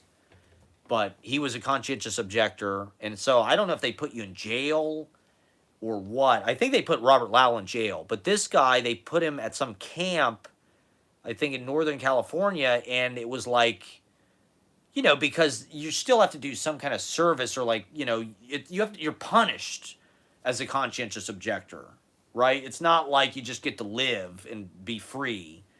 It's like, you know, they still put you in an internment camp or whatever. Because it's World War II, god damn it, and everybody's in the war. And so Brother Antinonius went to this, like, you know, camp somewhere, and that was where he learned to publish. There was a press there, there was a Mimeo there, and he started to print letterpress and all that kind of shit. And so that was kind of the beginning of his, you know, making books and having a life as sort of a. So that's what I would be doing ideally. Well, I mean, it's so bizarre to me, and it is something I feel like is important to talk about. And I don't think American Sniper like told the story of that war, but it didn't really like. Then okay, the 9/11 scene, for instance, like first of all, he joins after the fucking attack on the wherever the fuck it was in Africa. You know, there was an earlier attack during the Clinton administration up on some U.S. ships in Africa, I think, Ethiopia or Somalia or something, and it killed some troops and this and that. And so the guy joins after that. And so as I'm watching the movie, I'm like, wait a minute. He joined. He meets what's her face in a bar. They get married. I'm like, okay, I see what the fuck is coming.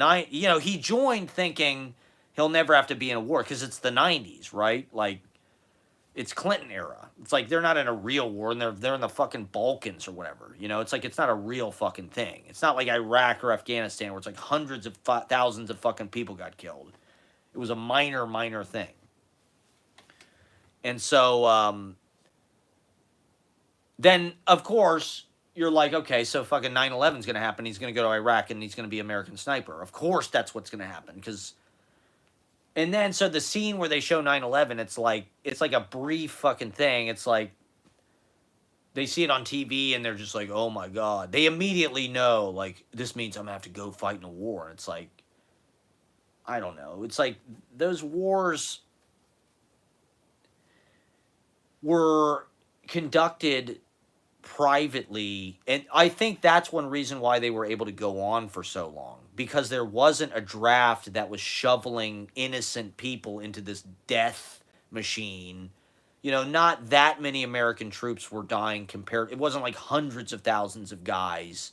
You know, they really put. I think it was illegal, right, to publish the photos of the coffins coming back and shit. You know, they really did put a muzzle on the darker side of those wars. And because there wasn't a pressure on people my age where they were forced to go, there wasn't a whole lot of resistance. You know, it was like the people who wanted to go fight could volunteer, even though they weren't really volunteering. They had to go because they had no fucking money.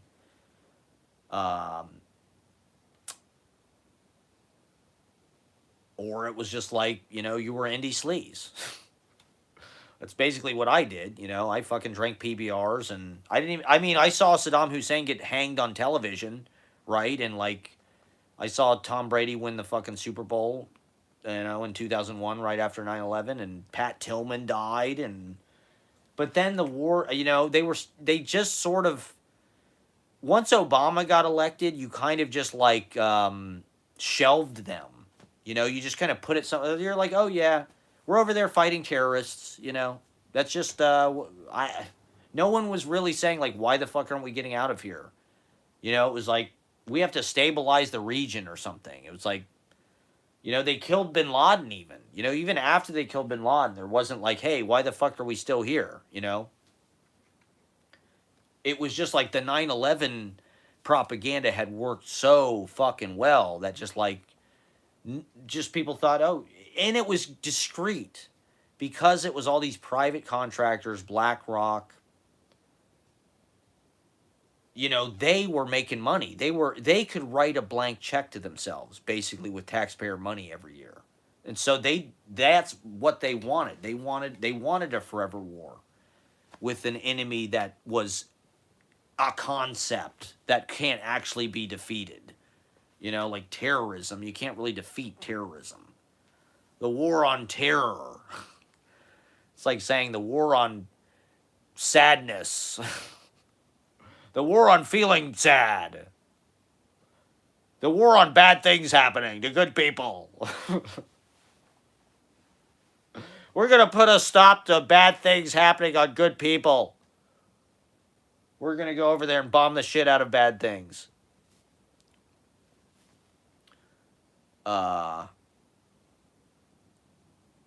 So, I don't know. I mean, it was curious to me a year or two ago when my friend got reassigned to like a Navy thing, but you can tell they're situating their chess pieces. It's always, you know, that's another, as an adult, right? Like I looked at World War II when I was 9 years old and I was obsessed with it and studied it or whatever, but you don't really understand it. So as an adult, by going through this unit, watching all these movies, you're kind of trying to understand, like, how does this work?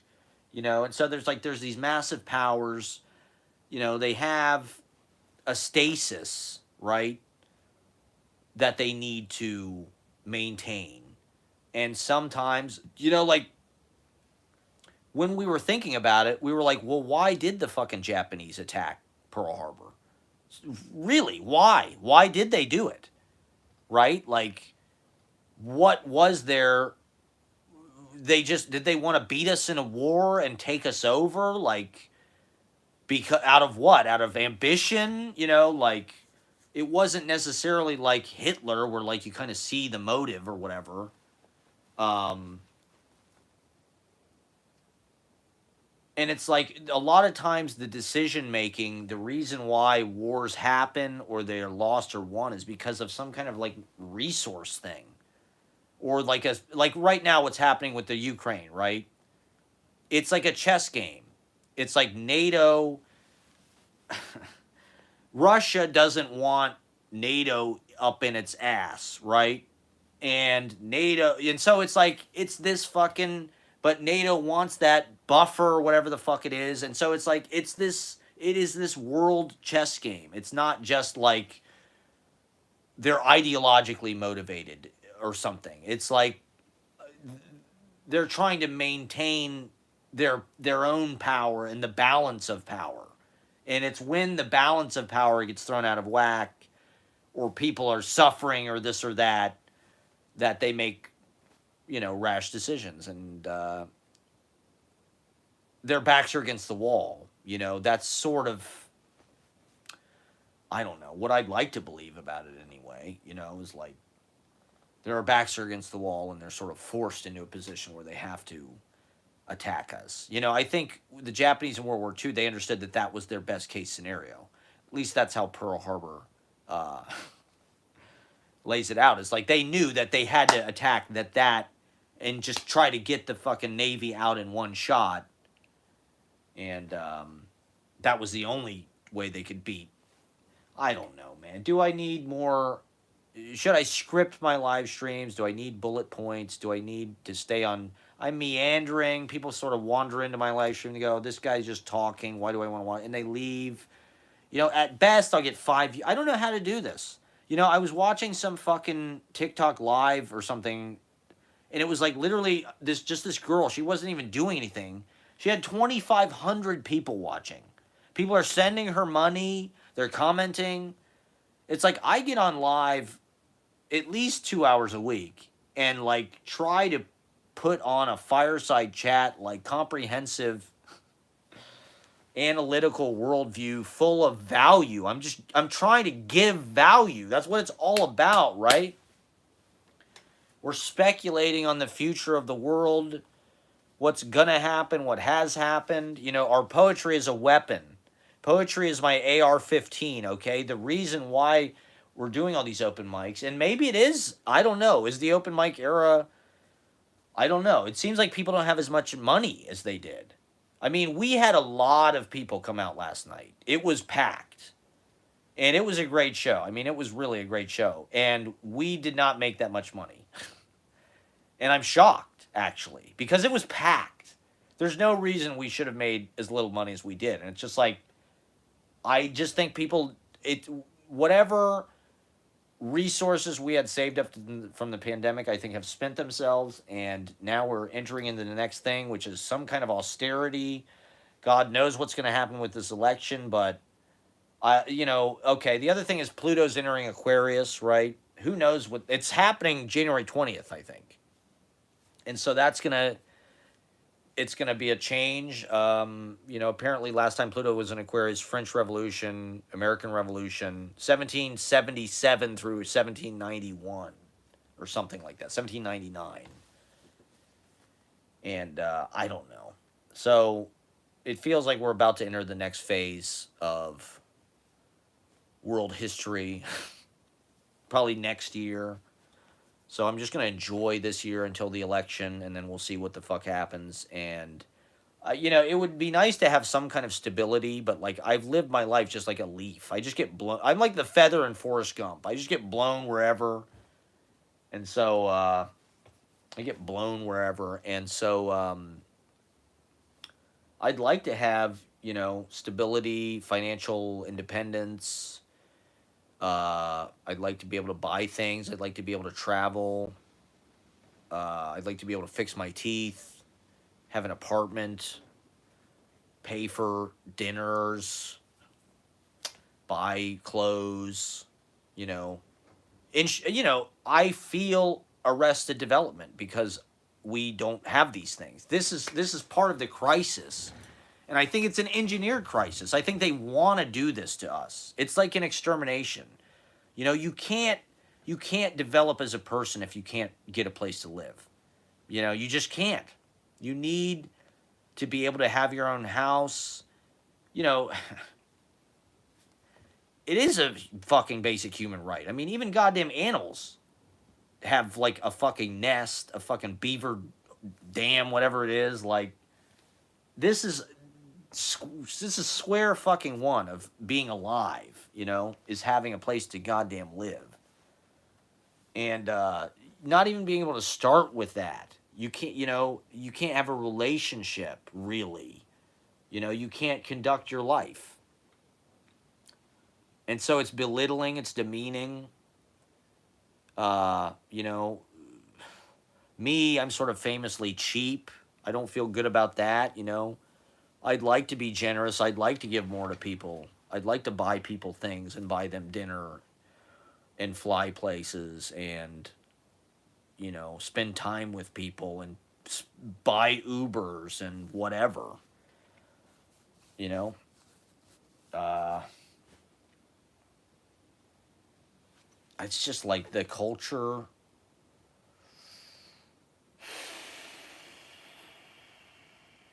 I'm just trying to contribute to it. It'd be nice to get paid. Okay, I'm going to go to 2 hours because I got cut off earlier and I just do want to do 2 hours. But what should I talk about in the last 12 minutes? Is there anything else I need to. Okay, maybe I'll talk about the open bike and just sort of shows and poetry culture and just, I don't know. It's like I feel such, you know, resentment toward poetry culture because of I just don't feel like I am accepted. I wish people would accept my work for what it is and try to understand it on its own level and actually appreciate it. I think other people do get appreciated, other people do get published, other people do get featured for what they do. And I think what they do is more digestible than what I do. I do think, and maybe it is all just a bunch of phony baloney. Maybe I am over intellectualizing it or trying to make it some kind of postmodern cheat or something. Uh, Maybe I do spend too much time misunderstanding my books and not enough time vibing with other people. Like I do feel out of step with, you know, what other people like, the things that people respond to, is sensibility wise, um, a lot of the time. And so, partially I guess it's about finding an audience, quote unquote. Uh, ugh, it would be nice to find an audience. It's exciting that there's all these different poetry kind of things happening. And I definitely feel like at an open mic situation, anytime I'm at a reading, even at the marathon, I feel like if they give me 3 minutes to read, I can hold my own. I can even wow people. Now, but I not, like there's plenty of people who won't book me as a feature. Most people won't. I'm not. I'm just, and that's frustrating, right? Because I'm 38 years old, about to turn 39, and so what am I? What am I really? And it definitely was frustrating spending the last year um, doing this open mic and spending a lot of time, running up and down, finding that fucking stage and trying to get people as much visibility as possible. I'm trying to get people seen and get people in a fucking room together so there is an audience, and we succeeded. And to be honest, it felt like people did not pay me back. Quite frankly, for the most part. You know, it's in the only reason I would be especially like irked about that is how much lip service people pay to you when you're on top about, oh, we love you, thank you, this and that. I owe you this, Matt Proctor. We love, I owe you blank because blah, blah, blah. And I'm not, I didn't say that. Other people said that. People coming up to me, you know? And it's like, okay, if that's the case, I'm not saying you have to come to my thing all the fucking time, but it's like, do what you can, And it especially feels lame. I'm hitting this thing every week, and granted, I'm in my own world, and I'm a little bit of a snob trying to protect myself and my ego. To be honest, like, it hurts my feelings when if I don't feel like I get to stand out or I get to be, you know, I get jealous or this or that. I get jealous. And I get my feelings hurt very easily. And if I'm not published in this or included in this. And so it feels like certain people who I won't name were siphoning talent away from, and I'm all for people going everywhere and doing everything, and for people succeeding and realizing themselves. But what I don't like is it felt like they were siphoning people away and turning them against me. Whereas like, this is the cool thing now, and that thing is not cool. That thing is like the stand-up comedy thing with all the gross, and we don't, that's like something we used to do. We used to go to Easy Paradise. We don't even say that word anymore. We don't talk about it. It's kind of like, it used to be cool, but we don't go anymore. It used to be a lot of people would go and it was fun, but now it's like we don't go anymore. And so that's the thing that like I resent is like, I'm there every week. The show is always great. If you want to see me do my thing, you should come out on Monday. And we've had amazing fucking talented people the whole time and mind-blowing shows the whole time. You don't have to come out ever. I'm not saying that. But it's just another example of like, I don't really feel like I'm where I should be, right? And there's this whole poetry scene that kind of took root, and that's great and everything. But like, once again, I feel like my work doesn't really fit in with that, and it's not really, people say that they like it or they want to hear it or whatever, and I appreciate that, but I know they're just saying that because they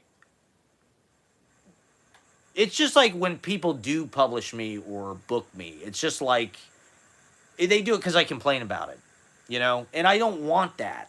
You know what I mean? But it's like, am I not good enough? I'm not having the effect on people where they're just like, they are not trying to help me. And it's been years and years and years of this. And so it's just like this resentment has like snowballed and snowballed and snowballed. So like every fucking thing like this where this person gets published, this person's friends with this person, this person's moving up the social ladder, this person's on this reading. Every single thing like that just makes me feel more and more like I've been in New York longer than any of these people, and I know that what I'm doing is like getting through to some extent and like is having some kind of effect on people, but like it doesn't feel like I'm actually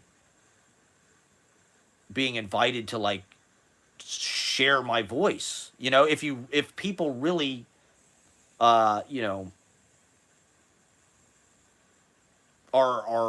and it seems like they are. I mean, the reason why there's a lot of people who have put out books right after they saw my books, and that's great. I think that's great. But there should be some fucking acknowledgement. Definitely. It definitely pissed me off. My friend who published chapbooks that were very similar to mine, and I've been doing this for years. He acknowledged another person I know and thanked them in his fucking chapbook. It's like, dude, you ripped your whole fucking thing from me. And you're going to thank this other fucking person? Like, the influence is there. It feels petty for me to talk about it, but, like, I've definitely influenced all of these fucking people, And I'm still the guy that, like, I get put on last at the fucking marathon, and they treat me like I'm a fucking dog. They treat me like, why do we invite this guy? And I don't know where to go because, like, there's nowhere really to live in this fucking country else. And to be honest, I am judgmental. And, like, at the open mic, I'm very supportive of people and positive, but to be honest, I am very judgmental. And there's actually not that much work that I even like. I support people and I'm positive because I think helping people put things out is important. Helping people create and helping people start things and get turned on is like, it's more important than, than the actual content of the work. Turning other people on is an exponential way to raise consciousness because now they're doing the work and they're starting their things and they're publishing things. And I think that that's wonderful. But all of a sudden to feel like I'm in fucking Siberia because for no reason is pretty shitty if you ask me. But I've always been alone in doing this. That's what poetry is. It's solitude. And so even if I didn't have any fucking readings, someday I'll probably move to the fucking woods. And I won't live stream anymore. And I won't do any more shows. And I'll be happy. But now we're in the fucking war. And we have to fight, God damn it. We have to serve our purpose. That's the phrase of the week for me. Serve your purpose. I was having health problems because I wasn't serving my purpose. My body was killing me. The purpose is to raise consciousness. The purpose is to use our words, our mouths, our thoughts as weapons of peace and love and enlightenment, intelligence, doing the best. You know, that's why I talk about the housing crisis and single room occupancy and fucking Pearl Harbor and how it's propaganda. Because we're trying to figure out what the fuck is going on here and why am I not a success? Because the whole culture is rigged. It's all for Nepo babies and CIA assets. They don't want anything with any soul or reality anymore. It's just whatever the tech people think is cool is going to win. The people with no taste are going to remake the fucking world. I mean, I wish some AI would come in and, like, that was actually intelligent. All the AI shit I've seen is, like, the stupidest, most hateful shit I've ever seen. AI seems like it has a real pissy attitude, and it seems like very sure of itself. I feel like if AI actually was a superior intelligence, it would, like, help us and, like, correct all of the fucking... It seems like it just wants to kill us. Which is like it's like the science fiction fantasy of the people who are programming it. Because that's what they grew up watching. Is like science fiction about Skynet. Oh my God, Skynet's going to come and kill all of us. Why don't you design the fucking AI and the quantum computing so it fixes the fucking housing crisis and kills all the rich people and redistributes the goddamn wealth and helps us write fucking poetry? You know, I don't need AI to write for me. The idea that AI is going to write my fucking jokes, like, absolutely not. I don't do it because it's good. I do it because I write it. It's more important that we activate people as artists than judge them. You know, I'm so fucking sick of people's goddamn quality standards, particularly because everything in our culture sucks. The music you like sucks. The movies you like are shit. You are shit. Okay? We're trying to have fucking panache. This is the best I can do. I don't know. Ramming everything together with kind of edges. That's a style. That's an aesthetic. We want an aesthetic. Banality, the banality of evil, okay? You got to make it sing. I don't want AI to write my fucking stories for me. Or scripts. I don't want to see an AI fucking movie. I don't care how good it is. That's not the point. The point is to make people active participants in the destiny of the planet. And to make them responsible citizens. Poetry is a big part of that. Literacy.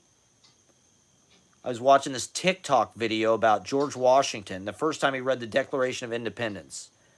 New York City, July 9th, 1776. That was a poetry reading in downtown New York. That was basically an open mic. George Washington is doing what we're doing.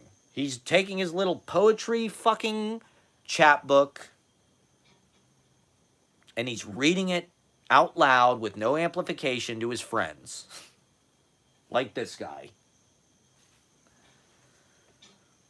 And, you know, we're recalibrating humanity 1 microcentimeter at a time, changing people's minds. You know, I think it's beautiful that poetry is exploding everywhere in New York. I wish it got more attention. I hope people write better. I hope they get sexier. I hope they put out greater work. I'm just trying to help people become better fucking, I don't know. We need to do something serious. You know, we have this a front of artists and this whole community of comedians and poets. We need to do something serious. They don't want us to. You know, they take our time away with these jobs. They make us live super far apart. We have no common space. That's why we're all individually, you know, vodcasting, scribing, posting. I don't know. It's solidarity. It's organization. That's a part of the art now. You know? I'd like to do better. I don't want to scare people at my readings. I wish people would just organically book me. I don't know. I'm getting to the point where, the dream life, I'd love to be able to go on speaking tours. I've got this Tom Wolfe book in my bathroom because that's where it belongs. It's toilet reading. The Purple Decades, I think is what it's called. And he talks about the kind of like chic or like the dream life of these kind of coastal elite kind of writer intellectuals is they all go on these speaking tours across the United States. That's how they make their money. Like how Fran Lebowitz does.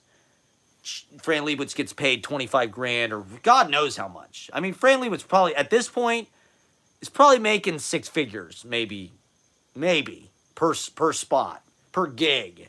Definitely five figures per gig, per set. And but it's not stand-up comedy. It's not that's the level that I'd like to be on. That's really the circuit I'd like to be on. I'd like to be on like the E. E. Cummings college reading tour. If I could just tour college campuses and do like public lectures. Like Charles Dickens, he came to America and would do like these public lecture things, or Emerson. That's the dream, like a Charles Dickens traveled the world just like giving speeches. That's my dream. That's my greatest dream. But YouTube doesn't want to help me realize it. Doesn't want to help me out. Greg Proops, apparently he's the smartest man in the world. He can do his fucking live bullshit every week from Paris Shakespeare and Company. It's because he's a cliche. You have to bundle things in these cliches for people, or else it just doesn't get through. Maybe I should do a fucking Lord of the Rings podcast or something. Talk about Gandalf. I just we are losing the war on cliches. My work is completely an assault. It's an amphibious assault on cliche. That's what it's all about. We're trying to create original moments. I'd like to make films that maybe had a little more density, but I really am waiting for the day when America discovers my vlogs. I am manifesting someday the whole universe is going to wake up and discover my vlogs and go back and watch all of them from the beginning. Someday, people on planet Earth are going to discover Scenes from a Life and go to the YouTube playlists and go back and watch all of them from the beginning. And they're going to have hundreds of millions of views each. When now they literally have like 12 views each. It's crazy. There's nothing that makes you feel more inadequate and more like your bucket's got a hole in it than posting and posing.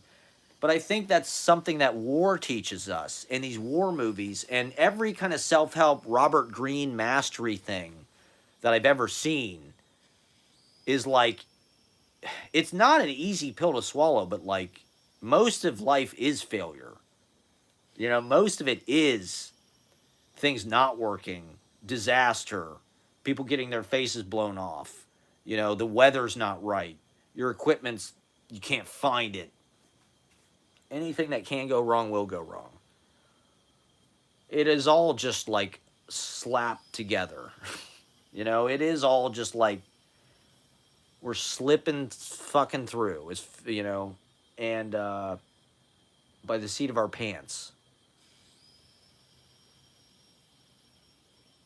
And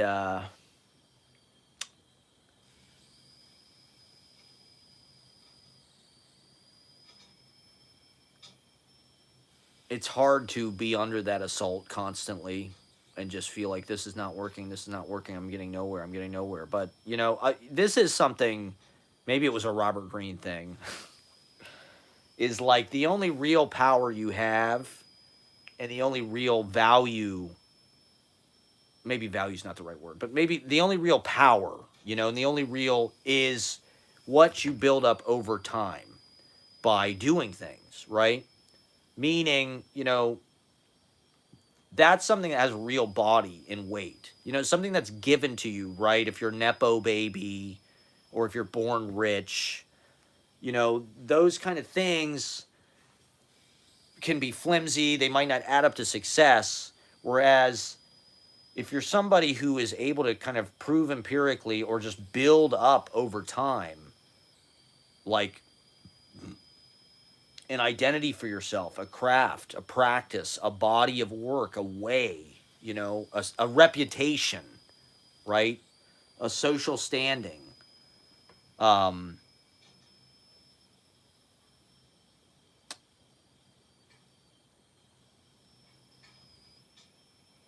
Not even necessarily that, but just like, you know, for me, right, this is how I relate to this is like by doing open mics and by doing readings really hard for the last decade, but you know, my whole life really, but definitely really hard for the last decade. I know that I've built up enough muscle that when I go and I do the poetry project marathon, you know, even though I went on at midnight and there was only 40 people there or whatever, it's like, you know, I've been doing KGB every week for over a year. I've been doing tons of other shows. There's a fucking slooge. I do this. I know that when I go into that situation, I've got enough muscle, I've got enough stagecraft, I've got enough kind of body behind what I'm doing. The audience is going to feel that, right? I've noticed this with stand up comedy. This is something a lot of stand up comedians say. This is Louis, his famous advice. How do you get good at doing stand up? You do it for 10 years. I think that that's true. Like I know for me when I do comedy, like at the show I did last Thursday where I did my impressions and shit. I know that I don't have enough callus. I don't have enough layer of experience. When I do it, it's still, and the audience can feel that too. They can feel that like, okay, you're still kind of like uh searching your way through this or whatever. Whereas like with poetry, and this is something that I kind of just like realized based on the way that people reacted to me is like even though I haven't had success and like I don't really have, you know, an acceptance of my work, you know, it feels like even the people that I know they accept it because like they like it and it's a part of but they don't really, you know, it's not really like I'm not going to be in the fucking Paris Review or anything, you know, which I fucking should be. If they had any fucking style, you know, I would be in all these goddamn magazines. But they're run by privileged, you know, people who were just put into these fucking roles because of their class and their pedigree. There is no social mobility anymore. Um,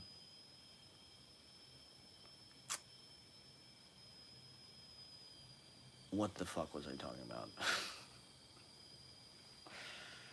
Yeah, okay. So when I do these readings now, right? When I do an open mic, it's just like I've been doing it so long and you know, for better or for worse, I have I mean, look at these fucking books I've got in my room. You know, like I have studied this shit. I've read a lot about it. I've seen a lot of poetry. Now, granted, I don't read the same shit other people are reading. You know, I'm not out here reading fucking Mary Oliver and Louise Glick and shit. You know, I search. It's like you're inventing your own curriculum. You know, you read one book, there's some names in it that lead you to the next book. You know, you read an interview, it's got some names in it. Okay, I've heard of this person. Let's see what this is about. Ray De Palma. Okay, these are the you know this that you know. So it's like you're finding your way through it as you go. You're pulling the thread. You're discovering. It's not like I went to college and they were like read this, and that did not happen for me. You know, like I went to bookstores. I went to poets. I've learned more at goddamn Poets House than anywhere. Going to Poets House because they have you know, they have a lot of everything. They have 75% of what you need, you know. And so I have seen a lot of what's out there. I've been in New York for a long time. You know, this is the core of a certain kind of work that has kind of been thrown under the bus over the last 5 or 7 years. And you know, when I see the people that I know are good writers. I know a lot of good writers, you know, a lot of good poets. I don't know. I just feel like everything is fucking packaged and it's trying to deliver some kind of fucking like cute moral to everybody. And that's not, you know, there's a greater schematic that, to what I'm doing that, I don't know, doesn't seem to matter really. I don't seem to get any credit for it because my writing isn't super juiced. You know, if you really want to get published, every fucking line has to be juiced. And I don't know. I'm trying to create from kind of a different set of standards or on a different set of terms. I guess, I don't know. I'm trying to think, what does the world need? You know, like I think probably a lot of what I do is kind of based on like John Cage or like, you know, Zen sort of things that came into things in the 40s and the 50s in America, you know, embracing presence, chance, whatever, you know, the sounds of what's actually around you. Which maybe is what we needed at that time. What do we need now? You know, what does the world need? What can we give to the world with our work, with our writing, with our, I mean, I think most art does give people some kind of like food of, uh, you know, an emblem or whatever picture it's trying to paint. And I don't know. My work is more like a manifesto or some kind of bunch of plans or something. It's like a big bunch of diagrams. You know, it's not necessarily, you know, like a fucking Thomas Kincaid painting. You know, which is how I feel like most poetry is. Most poetry feels like a Thomas Kincaid painting to me, in varying degrees. You know, and that's not what I'm trying to do. You know, and I don't know. I don't think that I have found like my group. You know, I thought it was going to be the poetry project, and to be honest, like sensibility wise, there are definitely people there that I feel okay. These are the people that are probably closest to what I want to do, but there's not very many of them, and I do feel like style. What I've seen in the poetry landscape since Trump got elected is style. Peep, peep, like a kind of like a prose composure and you know, kind of a serene or like a calm delivering of like you know, a political message in a moral and kind of a guilt trip and you know, all of that stuff. Poetry has become way more like prose and way more just like wallpaper. It's become more like a greeting card. You know, people don't really want to talk about aesthetics. They don't really want to deconstruct that. They don't want it to be messy. They don't want it to be sloppy. They don't want it to be have loose ends. You know, everything in our fucking culture is so packaged, so uh you know, people expect perfection. They expect you to work shit over until there's nothing that shouldn't be there and it's immediately gratifying and I don't know. I don't know what the fuck I'm doing. I know a lot of my pieces are cheating. I know it's all cheating. But you got to embrace what you can do and what you're good at. You know, and that's what my method is, and that's what I learned during my 30s. You know, it's just like water goes downhill. You got to go downhill with it. You know, you can't. This is the method for me. You know, like I can't write these really emotionally affecting uh, sincere,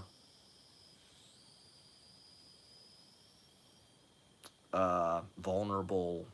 You know, I'd like to have more vulnerability because I am vulnerable. You know, I think my stage persona is like loud, angry, yelling, moving around and shit. Quietness. You know, poetry is about fragility, quietness, vulnerability. You know, like you can, softness. I'd like to have more of those qualities. I feel like I do get ostracized because I don't. You know, those fucking, okay, Spoonbill, right? Those guys have never booked me. None of that shit has. I've never read at Molasses. I've never read at fucking Spoonbill. The guy that owns it, we did our launch at Spoonbill Annex for the Easy Paradise in 2018, and he loved it. He said it was a great night. He commented on our fucking Instagram post. If you look at the Instagram post, you'll see Spoonbill Books commented on it. That guy's never booked me for anything. I know he doesn't like my writing. Nobody does. All of these New Yorkers are so, they have a stick up their ass. I don't know where they get off thinking that they are the final authority, because I'm not impressed with what they're fucking doing. They write like they're in goddamn elementary school. You know, I'm trying to write for fucking adults. You know, we're trying to wake people up and get people working at the top of their fucking intelligence. You know, you should be reading goddamn theory. You should be reading fucking Proust or whatever Ashbery recommends, you know? People should be reading fucking French stuff.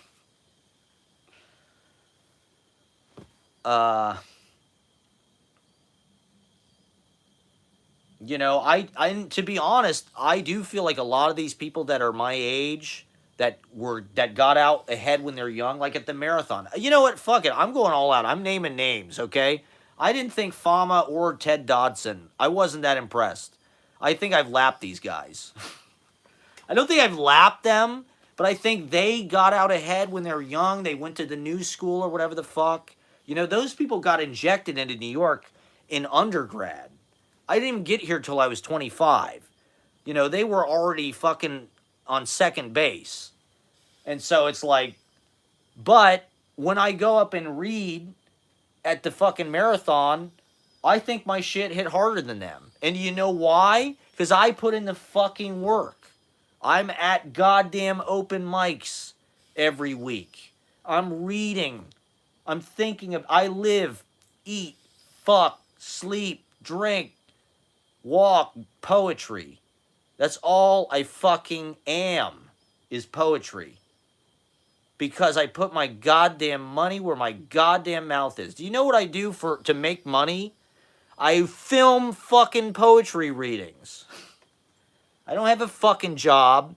I don't work for fucking Palantir or fucking Random House. I work for the Poetry Project. Believe it or not. And you have to. It's like Ted Berrigan said, it's a 24-hour-a-day job. I don't know that it adds up to anything. Other than it's how I live my life, and I love it. You know, I love living my life this way. It has given me a complete passion, you know, and frame and mode, you know, to create. It unlocks magic within us that they don't want us to know how to use. You know, by writing, going into these chasms inside yourself and figuring out your own secrets and figuring out what those deep voices are saying. They don't want you to listen to that shit, you know? They don't want you to figure out that you can make explosions with just your language and shit, you know? They want you to get a fucking MFA, and they want to oversee how you do it.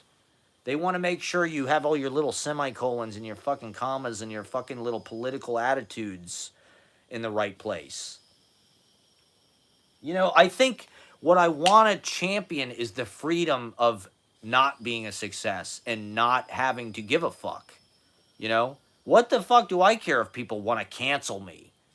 You know, not that I deserve to be canceled. I think a lot of us have lived our last few years of our lives in fear that we're going to be canceled or something for saying the wrong thing. Like there's some minefield of, we're going to say the wrong thing. And poetry has kind of been tiptoeing around this kind of shit. That's not what poetry is. You know, we need to fucking get this shit out there and say it. And that's catharsis, you know? The truth is the thing that you can't hide from. And so I think people have jobs, people who are part of the system, people who are successful need to protect that. For me, I don't really have anything to protect. I definitely was more of an independent thinker who said what I thought before Trump got elected. When Trump got elected, it was like, okay, I'm a white male. I'm going to not be like, I'm just going to let other people guide me and listen to them. And I think that was important, but there were a lot of opportunistic people and there was a lot of agenda that got slammed into place. And there was a lot of fear and sort of policing and definitely there was, room for adjustment, and change and needed. But I don't know. It just feels like you have to trust yourself no matter what. Even if you do feel like I'm a white guy, I'm the bad guy. That's all we fucking heard for 5 years. Once Trump happened, that's all we fucking heard. If you're a white guy, you're a piece of shit. If you're a white guy, you're a piece of shit. You know. And so that torpedoed, that basically paused my fucking advancing. At least I didn't know how to get anywhere, I just kept making work and kept making art, and I said what I thought needed to be said. And I was political. I've always been fucking political. If you listen to fucking Wavetable, if you listen to fucking System Lord, that's my politics. Yeah, I don't know, man. I mean, it does feel shitty when people, it feels like people move on or are having fun without you, or, it's not like I wasn't necessarily invited to the party. I could have been a part of the party. But, at a certain point, once you get out of the loop, okay, like that open mic I did I think it was in August or September, I did that open mic at Till Death. It's just the way people treated me. It was like they looked at me like I was dead or something. It's like, oh my God, what is Matt Proctor doing here? Holy shit. It's like, dude, it's been 3 months or something. It hasn't, I mean, granted, this whole world had moved on and these people had an entire life of excitement where they'd done all these readings and shit, but it's like,